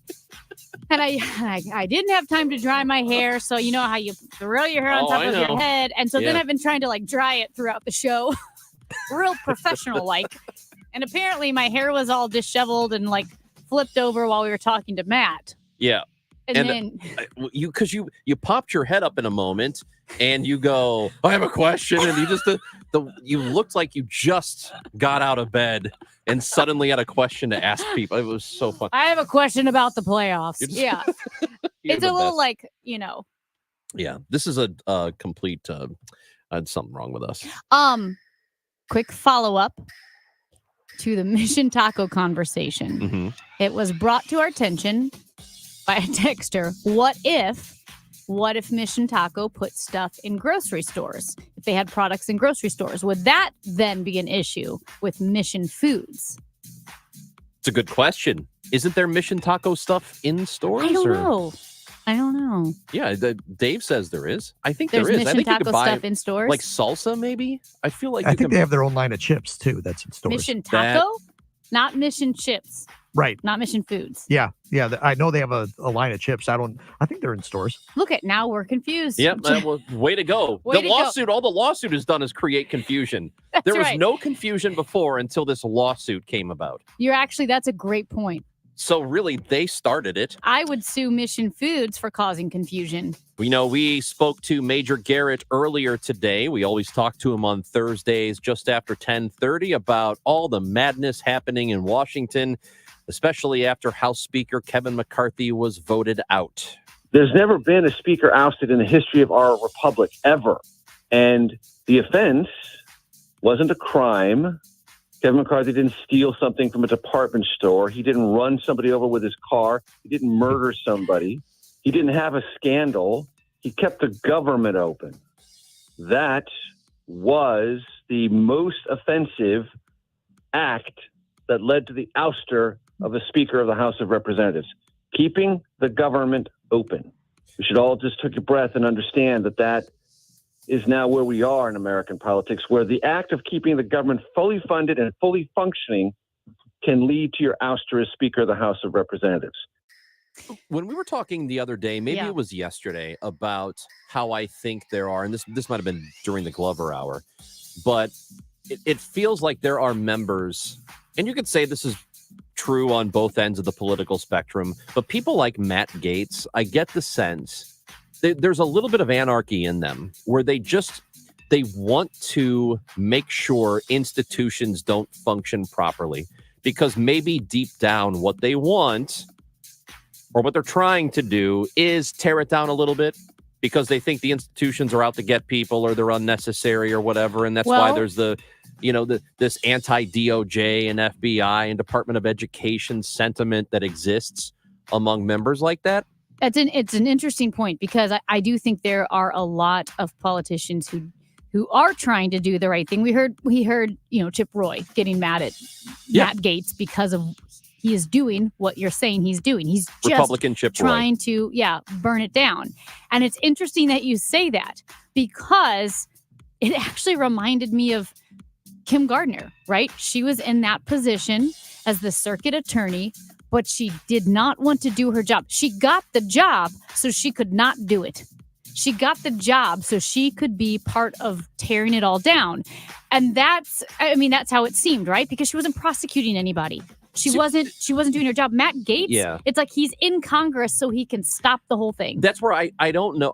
I can see why you would look at Gardner and say that she was just trying to create a mess on purpose. Right, because she's against the criminal justice system. I looked at her the opposite. I said that she just didn't know what she was doing. I think there's a big difference between intentional and incompetence, and I think she was just incompetent. See, I don't think so because I don't think she's that dumb. I don't think Kim Gardner is dumb. I think she's wrong. That job, a big part of that job is managing people and delegating. She clearly could not do that. Either way, that's clearly true. Matt Gaetz and Kim Gardner, their actions have done the same thing, which is stop the system from running. They have been an obstruction to our constitutional processes. I think, and it is very interesting with Matt Gaetz's very sketchy history when it came to underage girls. And then was it Chip Roy who was also talking about the videos that Matt Gaetz was showing of all these women that he slept with? No, that was who was that? That was Mark Wayne Mullen out of Oklahoma. You got to think about this guy. This is a guy that the media didn't give a time of day to after he was accused of sleeping with an underage girl. And there's a reason why no one in the conference came and defended him, because we had all seen the videos he was showing on the House floor that all of us had walked away of the girls that he had slept with. He'd brag about how he would crush ED medicine and chase it with an energy drink so he could go all night. This is obviously before you got married. And so when that accusation came out, no one defended him, and then no one on the media would give him a time of the day. All of a sudden, he found fame because he opposed the Speaker of the House back in November, and he's always stayed there. And he was never going to leave until he got this last moment of fame by going after a motion to vacate. Now, by the way, Mullen is a U.S. senator. He is not a representative, but he is out of the state of Oklahoma. But I don't know if it matters. I mean, you've got a number of people in the Republican Party, top to bottom, who just have had it with Matt Gaetz. Don't you think that his statements, that audio, what we just listened to, that's shocking? It is, because you don't hear. It should be shocking.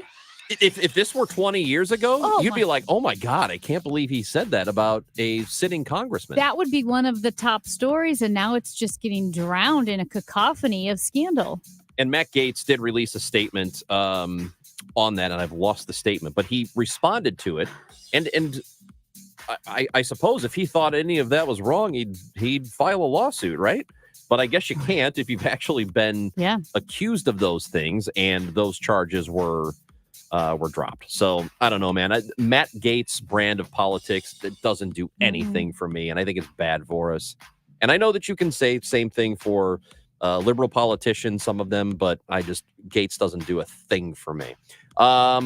We asked this question of you, and we want you to still provide us with answers on this one or voicemails on this. The Catholic Church is considering making some big changes, like allowing priests to do same-sex marriages, allowing them, removing the celibacy requirements, all of that stuff. Ordaining women, and like you said, being more inclusive of the LGBTQ community within the church itself. A lot of people here are Catholic. A lot of people in this area are Catholic, and we'd like to know how you feel about that. 314-944-1120, and leave us a voicemail on that subject. And then we'll get to those tomorrow. We're going to have a conversation. Yeah, we would love for you to be a big part of our show. Leave those voicemails, again, about the issues that the Vatican is discussing today. And so leave those voicemails, 314-944-1120. We will play them tomorrow. Some of them. Make it good.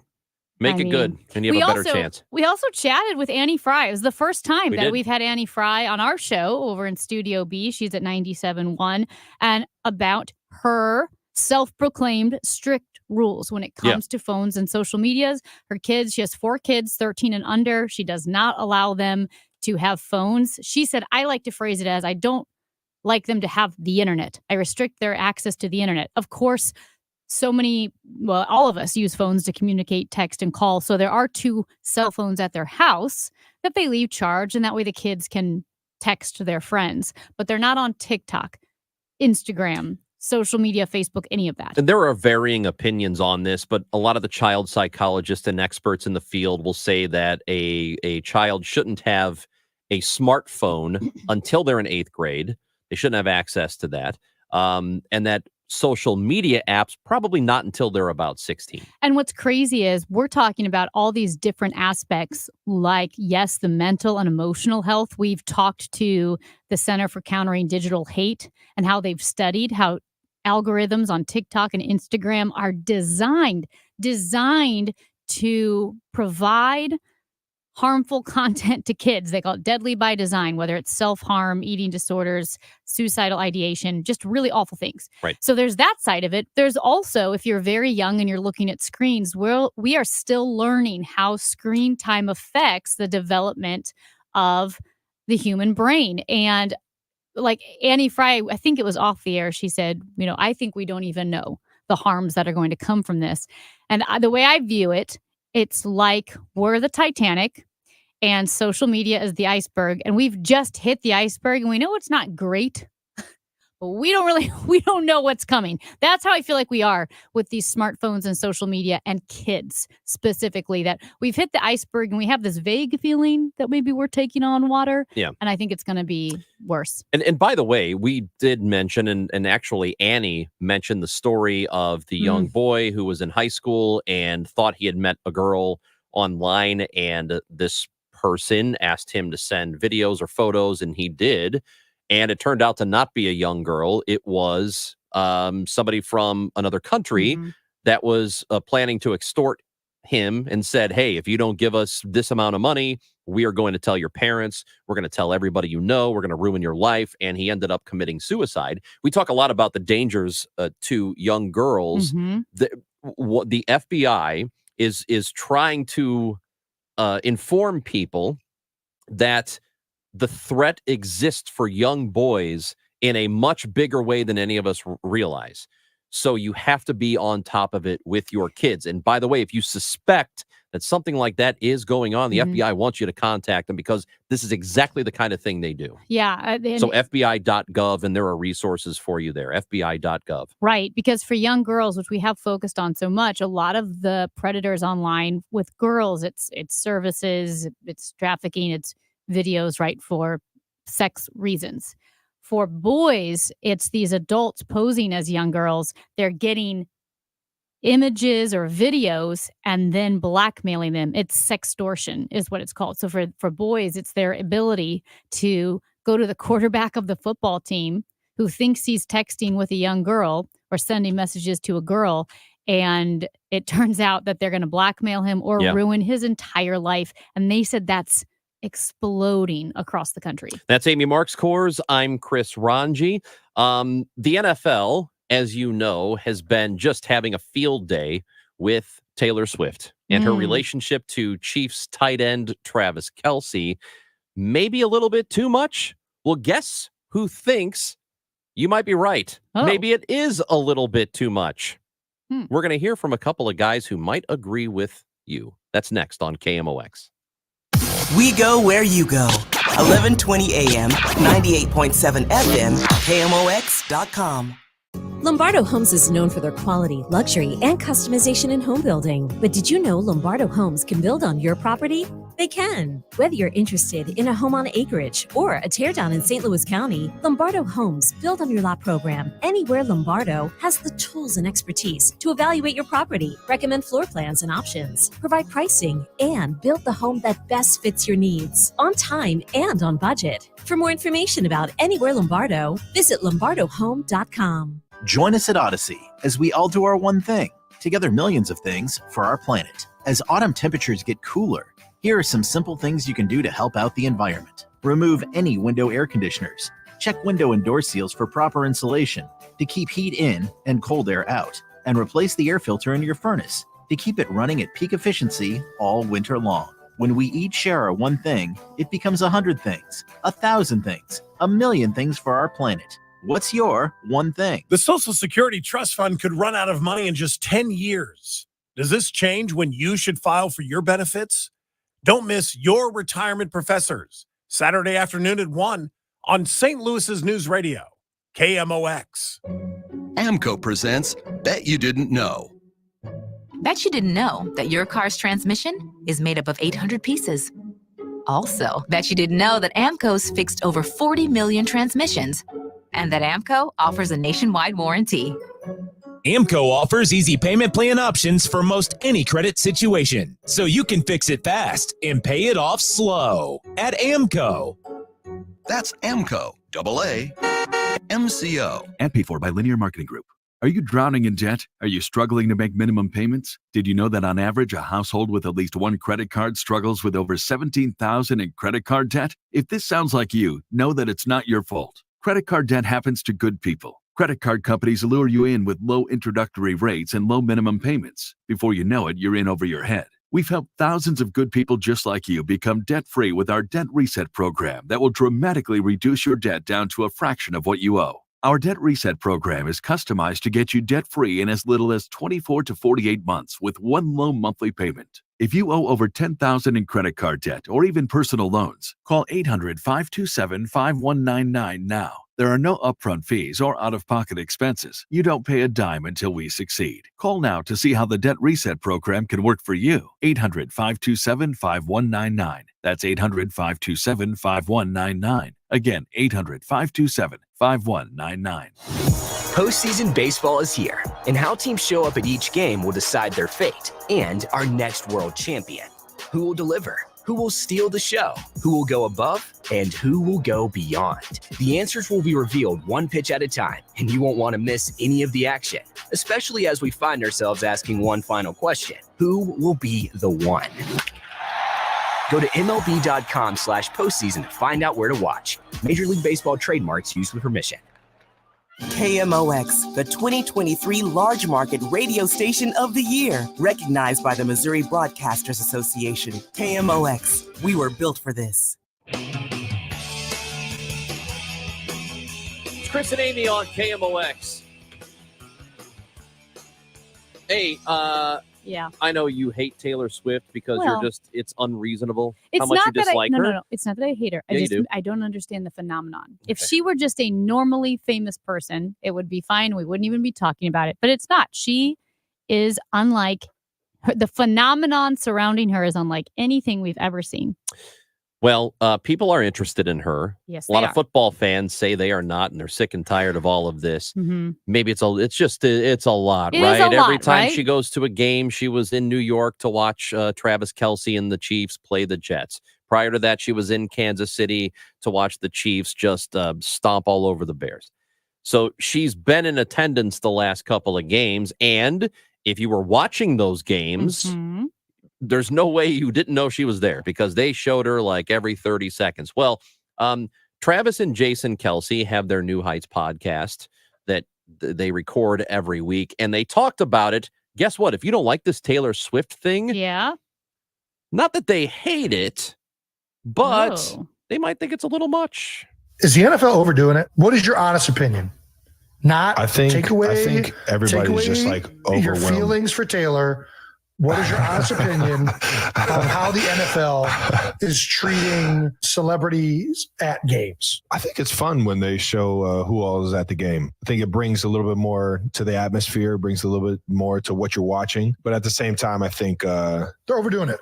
They're overdoing it a little bit for sure, Right. especially my situation. I think they're just trying to have fun with it. I just think the NFL is not used to celebrities coming to the games. Like basketball has it figured out. They're all courtside. They're sitting there. They show them once or twice, but they get back to the game. The NFL is like, oh, look at all these A-list celebrities in the game. You keep showing them, show them. Dude, listen, you show them once, let them know they're there. Maybe after a touchdown, you get a little clip, but you can't be overboard with it. Because you never know. You get caught, just throwing a big old cheeseburger in and you look like an idiot. Caught picking a nose. What? Nothing.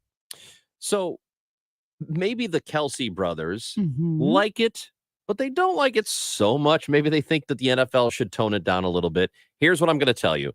It's not going to happen. because the ratings on the games that she has been at, the Chiefs game, Chiefs-Jets game, which just happened last Sunday, had a peak viewership of over 27 million people. Watched one regular season game. That is a 53% rise in viewership among teen girls compared to the season to date average. So they got young girls watching it. That football game was the most watched Sunday game since the Super Bowl. Now, again, there's only been 4 games, but I think even going back to the previous year of all the Sunday night games that happened, that one broadcast of the 4th week of the season just absolutely dominated. People are watching just to see if Taylor's there, and then they want to see what celebrities are there with her. Do we know, is Taylor Swift going to Minnesota? Will she be in Minnesota? I have not heard anything about that. I haven't either, because we heard that MetLife Stadium was preparing for Taylor Swift. Now it's New York, and celebs are in New York. And ticket prices had shot up, by the way. And are you saying for Minnesota? Or are you saying, for the Minnesota game? So in New York, it kind of makes sense that she was there. It's New York City, and there are a lot of celebrities in New York City. There are not a lot of celebrities in Minnesota. So except for Prince's house is there still. He died. He did die. Yeah. But most famous person from Minnesota. Yeah. Okay. Well, anyway, he won't be there. And will Taylor Swift be in Minnesota? I think she will not. I think she takes a week off. I kind of agree with you. Oh man, can we bet on this somewhere? I don't think you can bet on this. I don't think this is a prop bet that's available anywhere. We talked to the folks. We talked to Derek Stevens from Circa yesterday, and he said it wasn't a thing they could do on their app. Yeah, you couldn't make that bet. There were other apps that had put out odds, betting odds for certain Taylor Swift / Travis Kelce things, like the Chiefs winning the Super Bowl and Taylor Swift writing a song about Travis Kelce in 2024. And I think it was something like plus 1,200, which means if you bet 100, you get 1,200 back. Okay. I know you are Captain Chaos. You love to see the world burn. You love it. Love it. Probably has something to do with the Bears. And so you're just kind of hateful and spiteful deep down. Yeah. But honest to goodness, you're a sports guy. Is it a little much? I'm not saying that they're going to stop. I know they're not going to stop. It's driving eyeballs to NFL, as if the NFL needed more eyeballs. It's driving new eyeballs to the NFL. It's generating money. Do you feel, as the sports side of you, the sports guy? It doesn't bother me because there's enough downtime in between plays. It doesn't bother me. I love it. I'm so glad that she's at all these games.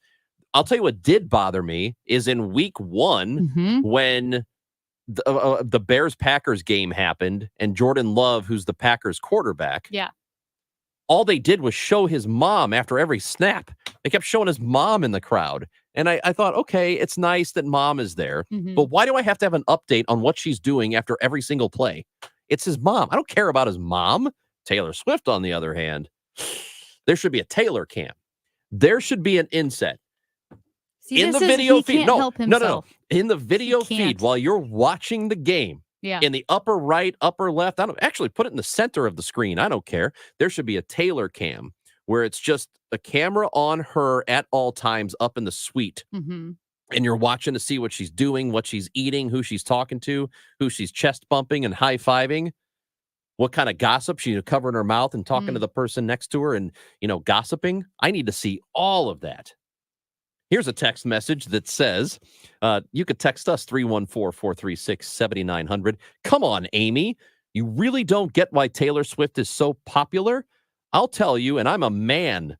She's a role model for women and young girls because when the men that she dates does something stupid, she publicly outs them the way men have done forever.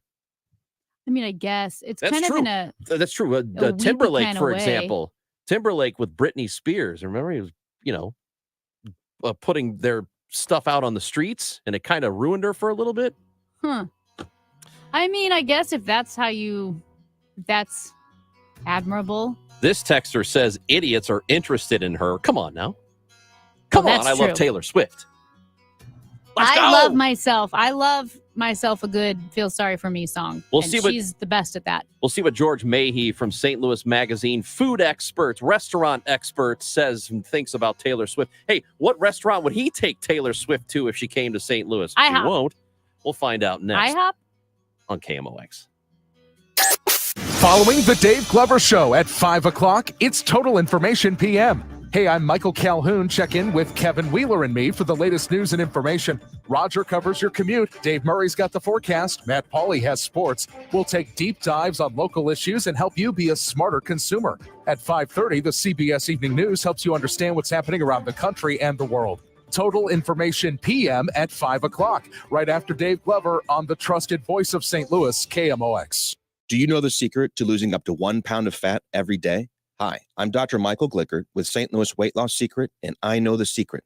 My unique weight loss program makes it easy to lose weight, get healthy, and get your energy back naturally, safely, and effectively. If you'd love to lose unhealthy fat without counting points or calories, no exercising, no prepackaged meals, no HCG, no surgery, and no hypnosis, call my office now at 314-207-8600. This is Debbie Monterey, and I can tell you, thanks to St. Louis Weight Loss Secret, it feels great. I lost 20 pounds in the first 30 days, and I've lost more than 30 pounds in 60 days. And you can do this. Real food that helps to speed up your metabolism. It is amazing to watch the pounds fall off. Many patients lose 20 to 30 pounds in about a month. That's a half a pound to a pound per day. For your free private weight loss consultation, call 314-207-8600. That's 314-207-8600 or online at moweightloss.com. Results may vary. 12:30, drizzle, 67 degrees downtown at the Arch. Ukrainian officials now say at least 50 people, including a 6-year-old boy, have been killed in a Russian missile strike against a village in the Kharkiv region of northeastern Ukraine. The BBC's James Waterhouse in Kyiv tells us this area has been hit before, but not like what happened today to people in a grocery store and a cafe. It looks like an especially desperate situation in a region that's already gone through so much. A man brought a handgun into the Wisconsin Capitol and demanded to see Governor Tony Evers and returned at night with an assault rifle. The man, shirtless and with a holstered handgun, approached the governor's office on the first floor of the Capitol about 2 p.m. Wednesday. After being arrested on a firearms violation, he returned to outside the Capitol about 9 p.m. with an assault rifle and was taken into custody. House Republicans are scrambling to find a replacement for ousted Speaker Kevin McCarthy. Congressman Patrick McHenry is serving as the interim speaker in an untested position, says political expert Matthew Green. Because we've never had someone in this role before, it's really unclear how much authority they have. GOP members plan to meet Tuesday and could nominate a candidate to be speaker, triggering a vote on the House floor. We've got a 2-vehicle crash, 64 West at Boyle. The left 2 lanes are closed. They have cleared the 2-vehicle crash on 44 East at Missouri 47. And we've got a few showers moving out today. Cloudy the rest of the afternoon with a high between 72 and 76. Clearing tonight, low 53 in the city, 40s in some outlying areas. Partly sunny and breezy with a high tomorrow of 70. Sponsored by Jerry Kelly Heating and Air Conditioning. We've got drizzle and 67 downtown at the Arch. I'm Michael Calhoun, KMOX News. JerryKelly.com says if you purchase a full home comfort system today, they'll install it the very next day. That's fast. And guaranteed. Buy a home comfort system from Jerry Kelly today and they'll install it tomorrow or they'll give you $500. Guaranteed. JerryKelly.com. If you owe the IRS, you have a legal issue, and you need the Lance Drury Law Firm. We'll protect your rights. Log on at LanceDruryLaw.com. Broadcasting from the Underlying Tree Lawyers, GetJim.com studios. KMOX. Hey, it's Bo Matthews for Reinhold Electric, and big news for this group. They have been working hard for decades for St. Louis. They have been named Electrician of the Year 2 years running now by the St. Louis Post-Dispatch. So if you want a top-notch electrician, big or small, no matter what the size is, residential, commercial, industrial settings, Reinhold Electric has the experts that can tackle any of those jobs. 314-631-1158. Tell them Bo sent you to Reinhold Electric. Online at reinholdelectric.com. My name is Lee Witherell. We've never had anything like this happen to us. This was our first time. We're not lawsuit people. It's just an accident, a random tragic accident. I knew Morgan & Morgan was huge. I remember y'all's billboards. They're hilarious, by the way. The process after we made the first initial phone call, they were really, really nice and very empathetic, and they were very quick. We never set foot in a Morgan & Morgan office. It was all emails and phone calls. Everything was electronic. Everything was DocuSign, no surprises. Morgan & Morgan makes it easy. Last year, more clients hired Morgan & Morgan than ever before. With over 2 million phone calls last year alone, more people in more cities across America want more Morgan & Morgan. When you hire Morgan & Morgan, you're also hiring a family business. And after 35 years, we now have more offices, more staff, and more lawyers than any other injury firm in the world. Protecting America, fighting for you. Visit forthepeople.com for an office near you. For a limited time, First Community is offering a rate of 5% annual percentage yield on a 12-month or an 18-month certificate of deposit. Take your pick. You can open a CD with as little as $500, and there is no limit. Unlike some high-risk investments, CDs are fully insured to keep your savings safe, and the return on your investment is guaranteed. Requires a $500 minimum deposit to open. Call 1-800-767-8880 for terms and conditions. Federally insured up to $250,000 by NCUA. It's Chiefs football Sunday afternoon. Four-man rush. Left side throw for the end zone. Coming back. Comeback pattern caught. The Chiefs, the Vikings. Touchdown, Kansas City. Pre-game at 2, kickoff 3:25 on your home for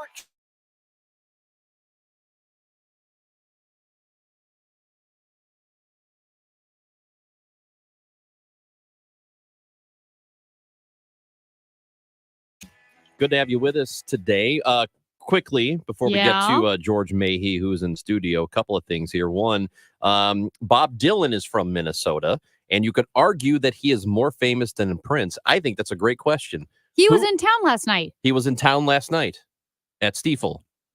I don't know how it went, but I know he was there. My friend Megan, it was on her bucket list to see Bob Dylan. She finally checked that off. Who is more famous, Bob Dylan or Prince? That's a great question. You think Bob Dylan's going to the Vikings game? No, he's not. Unless Taylor's going to be there. See, okay, if Taylor Swift is sitting in the suite with Bob Dylan, that I want to see. This texter says Amy IHOP. Maybe they'll meet somebody who really is famous. Tiger, who at his apex may be bigger than Tay-Tay. Maybe. I think it's a very good. No.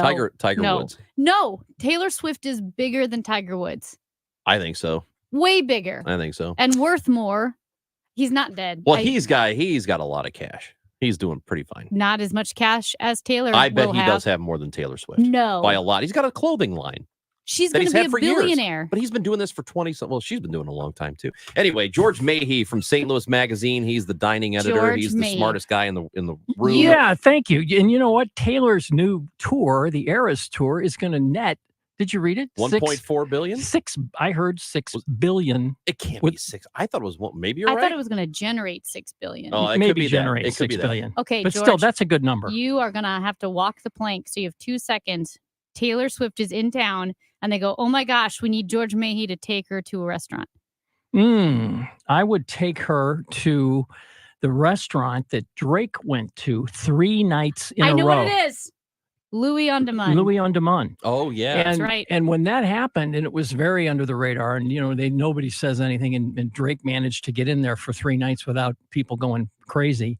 But they said his handlers said he's never done this before anywhere in any city. Gone to one restaurant 3 nights in a row. That's how good Louis is. I saw him and his cavalcade going down Demund when they went there to Louis, and I was like, "Oh my gosh, they're either the president or it's Drake." He had a cavalcade. He didn't do a black motorcade. Suburbans, That's a motorcade. Well, I know. You're so dumb. You are so dumb. But he's right. Was he on horses? Because I didn't see him. Well, I was using it as oh my god. For somebody who has to be so precise all the time. Oh, don't use that. No. Words aren't interchangeable. You go and use cavalcade. Because that is more poetic than motorcade. Like, you ever read Grantland Rice and the Four Horsemen? They weren't on horses. George, you brought us food today. Yeah, gosh, This is you so guys good. are going down the rabbit hole here. Yeah. No, so it was lunchtime. When sometimes I'm here early, sometimes I'm not. It's lunchtime. I thought I'd bring lunch. How What about a guy. that? And you brought it from the place you had told us about before. Yes. And this is a very interesting story. It's from a place called Sunday Best, and it's the former Juniper in the Central West End. And those that have been around for as long as Juniper has been, which is at least a decade, top 10, top 15 restaurant on most lists, fine dining, but casual fine dining. But anyway, the owner was deciding what to do here on the flip side of COVID, and he observed that 80% of his sales were for his famous fried chicken, which as soon as it came out in 2012, 2013, everybody in town said this is the best fried chicken in town. It is very This good. is unbelievable. All the critics said this is the best fried chicken in town. And then I think what really turned the corner for him was when Eater, the national food publication last year, said, this chicken at Juniper is some of the best in the entire country, all 50 states. Wow. And at that point, he said, you know what? I think we should do a fried chicken restaurant. So, he had all these menu items that weren't, contributing really to the bottom line. 80% was chicken. He said, let's just do a chicken restaurant. And so he's simplified it. There's fewer moving parts. There's fewer, obviously, cooks needed and employees needed. And so Sunday Best, 5 nights a week, puts out some incredible chicken. And I brought some to you here. They've got tenders. He does it, straight chicken. He does. He'll do it in hot sauce. In his hot sauce, his secret is he mixes the spices in chicken fat, in schmaltz. Oh boy! I mean, like it didn't need to be any more decadent, Let's right? go. And anyway, it's just a great product. His doesn't give out a lot of his secrets, but he does a 24-hour brine, which is longer than most people do. He's tinkering still with the oil composition to see how, chicken travels really well, but he wants it to travel as far as it can possibly go. So anyway, he's putting, he's tinkering with putting beef tallow in there. And if you guys remember, that's what made McDonald's French fries so good for so long, was the beef fat that they were cooked in. So that's as many. That's how many. That's as many John Perkins secrets as I'm going to give out today. But he's got. You guys tasted. There's some pimento cheese, which is one of his signature items. There's a smoked catfish dip. There's not a whole lot going on there besides, a few sides and chicken. He did add some catfish and a burger and his famous shrimp and grits for those that don't like chicken. So that's what's going on there. And I mean, it's just I think it's a great pivot. It makes so much sense. Chicken travels forever, take it home in your car, and it's good when you get home. You have the DoorDash guy bring it. It's still crispy and crunchy. It is really good. Isn't it good? Are you guys on board with this? I think it's great. Good. I want to get to a couple of places opening first. I see one closing, and it's one that you had told us about before, and I had visited, Naven's Barbecue on Arsenal. Yes. That one's going away. Yeah, it went away last week, and it was a combination of factors, I think. And I wrote, I talked to the owner and I wrote a lot of it out, and it sounded very, very similar to what other restaurant guys say. Labor's a problem. I'm in here working by myself, open to close a couple days a week. That'll make you crazy when you're sitting there talking to yourself for 12 hours a day. And his lease was coming up too shortly. He's a little over 2.5 years into his 3-year lease, and he said, my wife and I, who are very, very optimistic, they're saying, we really want this place. We really want it to go, and we're really positive, and we really think it'll turn the corner. And he goes, and sometimes you just have to say to yourself, maybe it just isn't and won't. And they decided it's time to shut it down. And they're going to do some pop-ups, and they may do a ghost kitchen. I don't think the Naven's Barbecue brand is going away, but it's definitely going away from the corner of Arsenal and Grand. So yeah, it's kind of sad. We talked about that. Remember his thing is the burnt ends, and he does burnt ends with salmon burnt ends, which was a really cool idea that kind of put him on the map during Lent. But great guy, great place. But again, it just you don't know why some places pick up traction and some places just don't. But that place didn't, and I wish him well. They'll do fine. He's got a great brand. He's got great stuff. It's just maybe just needs to pack up and move it somewhere else. A few places have opened in the last month or so. What's one that you really like? Probably the most significant one is a place called El Molino del Sureste, which means the mill of the southeast. On Kings Highway, yeah.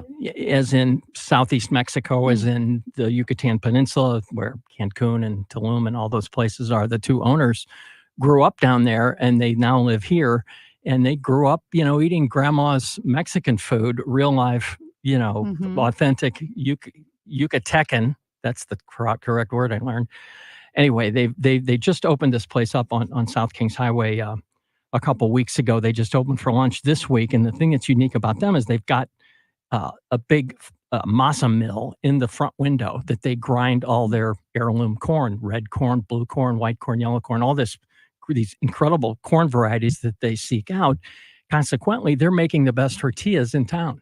And a lot of the high-end Mexican restaurants say, we want to buy your, we can't do it better than you. Can we? Wow. So they've got this huge wholesale business. And now, starting this week, you can go in there at lunchtime and have a taco or a torta or something, and then pick up a bag or two of tortillas to go home and have your way with. So that's pretty cool. And it's, you're winking at me, Chris. Hello. Hello. Anyway, that's what I'm doing Friday. That's, again, everybody complains that there's so many Mexican restaurants and how many more do we need? I agree with that to some degree, but this is a, legit bona fide, I hate to use the word authentic, but it is. And that's good. We've got enough beans and cheese and rice in our lives. This is the real deal. El Molino del Sureste. Who are these people complaining that we have too many Mexican restaurants? You can't have enough Mexican People restaurants. you don't invite to parties. That's exactly right. The same That's people that say exactly there's right. too many burger joints, and it's like, no, there aren't. There are there aren't enough good burger joints. There's a bunch of average burger joints. So yeah, we can, that's a whole other discussion. Well, but I think the past, maybe 3 of the last 4 weddings that I've been to, they, instead of doing the traditional, you go to the Ritz-Carlton and you have these fancy steak or fish dinners, they have been Mexican food, or like burritos and sandwiches or barbecue. One was a combo of a local barbecue joint plus a local Mexican joint. My brother had his wedding catered by Taco Buddha, and it was so much fun because people love that food. Like nobody wants to eat the steak that's been sitting there or whatever piece of meat happens to end up on your plate. And a lot of those places, you can say, I want barbecue, and I want Mexican, and I want some egg rolls, and you get little stations. You see that a lot. It's not as many sit-down dinners as you said. It's grazing stations, and you can customize that any way you want, and people are. And then you've got the donuts at the end of the night, and then the Emo's Pizza, Emo's Pizza, or the slider guy stops by with White Castle sliders, which definitely breaks up the crowd. Oh yeah. I love that. You know what I mean? Oh yeah, I've seen the Taco Bell. Yeah, that's good stuff. What else is coming that you're looking forward to? There's a lot that's happening all over the area as far as Cottleville, Edwardsville in Illinois. A lot of things are happening. Yeah, there's one thing we talked about that's a little bit out in the future, but something that we need to keep our eye on is the Del Mar Maker District. It's really that section of Del Mar between like Union and Kings Highway. I think it's at least a mile long there.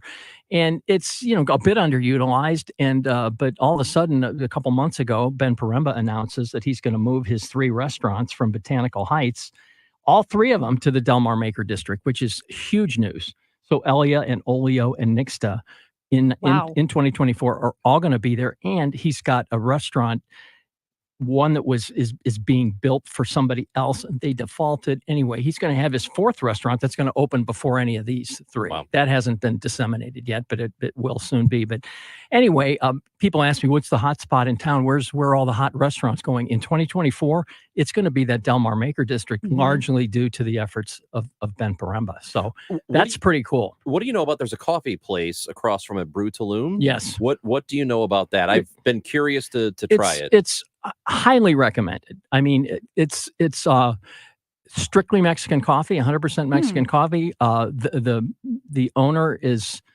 I think, I'm not sure what part of Mexico he's from, but he opened the flagship Brew Tulum in Tulum. Okay. Oh, wow. Our flagship is in Tulum. How does that sound? That reads pretty well if you're trying to be legitimate. I think his wife is from St. Louis. She might be from St. Charles. That's kind of why they ended up back here with store number 2. But the food is very much of the Yucatan like that as well.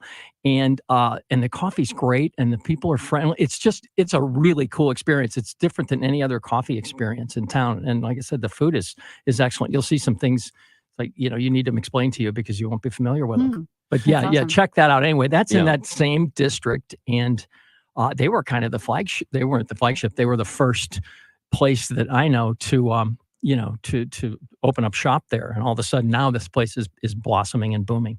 STLmag.com right now. St. Louis restaurant openings, closings, and coming soons. All of that is there. STLmag.com. George Mahey is on top of it. If there's a restaurant in St. Louis opening, going away, coming soon, this guy knows about it. George, thanks for coming in. And we're not saying that because you brought us food. Yeah, we're saying it because I'll we bring like you food all the time if that's the way you end up I didn't know it was this going to be bit. like this. Yeah, this is good stuff. George Mahey is the man. STLmag.com. Okay. Thank you, Hello. George. Hey, I feel good. It's Chris and Amy on KMOX. Red Kingdom is back at Valley Sports Live at Ballpark Village this Sunday. The Chiefs in Minnesota. Pregame at 2, kickoff 3:25. Grab your friends along with KMOX and Bud Light and huddle up for the game at the best watch party in town. For more details on how to reserve your table, head to KMOX.com/events. Watch the Chiefs with KMOX and Bud Light, official beer sponsor of the NFL. Easy to Sunday, easy to enjoy. Susan, I'm sorry I'm late. Traffic is terrible. It sure is. But on top of that, gas prices have been skyrocketing. I can't believe how expensive gas has gotten recently. Prices at the pump are up, but I never pay full price for gas anymore. I just use the free Upside app that pays you cash back for every gallon of gas you buy. Wait a minute. Are you saying you actually get paid cash when you buy gas with the Upside app? Yes, I get real cash back every time I buy gas. And does that actually add up to anything? I've made around $200. Wow, that's serious extra cash. I'm downloading the free Upside app now. Download the free Upside app to earn real cash back every time you buy gas. Use promo code BOOST for an extra 25 cents per gallon cash back on your first fill up. You can cash out anytime right to your bank account, to PayPal, or an e-gift card for Amazon and other brands. Just download the free Upside app and use promo code BOOST for a 25 cents per gallon bonus on your first tank. That's code BOOST for 25 cents per gallon cash back on your first fill up. And paid for by Linear Marketing Group. Are you drowning in debt? Are you struggling to make minimum payments? Did you know that on average, a household with at least one credit card struggles with over $17,000 in credit card debt? If this sounds like you, know that it's not your fault. Credit card debt happens to good people. Credit card companies lure you in with low introductory rates and low minimum payments. Before you know it, you're in over your head. We've helped thousands of good people just like you become debt-free with our Debt Reset program that will dramatically reduce your debt down to a fraction of what you owe. Our Debt Reset program is customized to get you debt-free in as little as 24 to 48 months with one low monthly payment. If you owe over $10,000 in credit card debt or even personal loans, call 800-527-5199 now. There are no upfront fees or out-of-pocket expenses. You don't pay a dime until we succeed. Call now to see how the Debt Reset program can work for you. 800-527-5199. That's 800-527-5199. Again, 800-527-5199. Hey, it's Bo Matthews, and if invasive plants and trees have overtaken your pasture, roads, trails, or dams, then you need Missouri Brush Control. Their special forestry mulching equipment helps landowners reclaim their property. Enjoy your land like you've always dreamed of. To learn more, visit MissouriBrushControl.com. It's wonderful. It's incredible. It's the Chris and Amy Show on KMOX. That's St. Louis Magazine, the newest edition. It's got all the openings and closings, as always. Also, 75-plus scenic spots to sip and unwind. If you want a wine weekend in the fall, here you go, baby. Mm-hmm. You'll find the best places to go on St. Louis Get it Magazine. unwind. Yeah. Yeah. Hey, something you need to hear. Taylor Swift, $740 million. Tiger Woods, $1.1 billion, according to a texter. But one of them is just climbing and climbing, and the other one is not. Hey, I got to play something for you. Taylor Swift is going to overtake Tiger Woods. I'm sure Mark Taylor my Swift words. is great. I love her so much. I have to play this for you. Do it. I don't know much about wrestling. I'm not my wrestling days were the Hulk You don't Hogan. wrestle? I don't wrestle. I like the Hulk Hogan, Macho Man, all that, the Undertaker, all that stuff, right? I've been over it for a long time. But there's a one of the more popular leagues. Do you call them leagues? World Federations. All Elite Wrestling. Okay. I don't have any idea who any of these people are or what's happening here. Okay. But this is one of the best insults I've ever heard. Hey guys, I'm here with one of the board of directors for Ring of Honor. Handle this, Renee. I have breaking news, Eddie Kingston. I couldn't say this on Sunday because you were so rude, but this Friday on Rampage, there will be a 4-way for the #1 contendership for the Ring of Honor World Championship. And guess what, Eddie? You will be there live doing commentary to see who is next in line. We need a champion that smells like Tom Ford, not Burger King and Newports. I love that so much. Because you're a cologne guy. Burger King and Newports. We need somebody who smells like Tom Ford, not Burger King and Newport. I don't know. I have no idea who any of those people are, what they're talking about, who they're talking about, but that insult is extraordinary. We need a champion that smells like Tom Ford, not Burger King and Newports. And then the funny thing is when you hear that, you start thinking, oh man, I think I know people who smell like burgers and cigarettes. That's all they ever smell like. Hamburgers, fries, and cigarettes. That's pretty good. That is so good. That's one of the best insults I've ever heard. That's an intentionally funny insult, unlike one of the best insults I've ever gotten, which was not even supposed to be an insult. What was it? When I was in the mall that one day, you know this story. Oh yeah. I was in the mall and I don't know. I stopped at a cash register. I think I asked a question. I don't know. And the woman who was working said, "Sir, are you a mall walker?" What? Think I'm a mall walker? Do you know what? Do you know what the connotation of a mall walker is? Yes, I do. Somebody Yes, I in their do. 80s who circles the mall For exercise. for exercise. I've walked the mall with my grandparents before. With your grandparents. That's right. What's funny is That hurt my I feelings. got an insult this morning. And I totally forgot about it.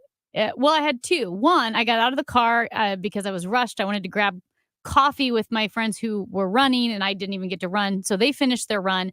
I walk up to them. I'm in sweats and like a knit hat and just like a tank top. And my friend Autumn goes, "Oh, you look like homeless but kind of stylish." And I was like, "Homeless but stylish?" But she's like, no, but it's like kind of like homeless chic. And then halfway through the coffee, we're talking because they're all running the Chicago Marathon this weekend, and I'm here, and I'm like, "Oh, I got a wedding," and I don't know. She thought someone heard that, like, "Oh, you're doing cocaine." They said something different. What? Yeah, but she's like, "Oh, I was gonna say, we all leave town, and suddenly Amy's fun." And I was like, "What?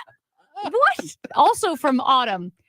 But she was dead serious. "Oh, I was going to say we all leave town and suddenly Amy's fun." Look, that is an insult. That's I'm an going to say insult, but this. she didn't mean for it to be an insult. I think people who don't know you don't understand that you are absolutely fun in your own way. You know what I Is that like an about insult you too? is that you don't care what anybody thinks about how you look. That's Yeah. what I like about you. That is me. Yeah. I do, just not here. There's nobody here that I care. It's like when people tell you that you're brave for wearing something. Like, well, wait. We have to go. The show's over. Oh. Dave Glover is next. Amy Marks, course, Chris Ranji back with you at 10 tomorrow. The podcast, it's on the Odyssey app. Go get it, baby. Have a great one. Talk to you tomorrow at 10.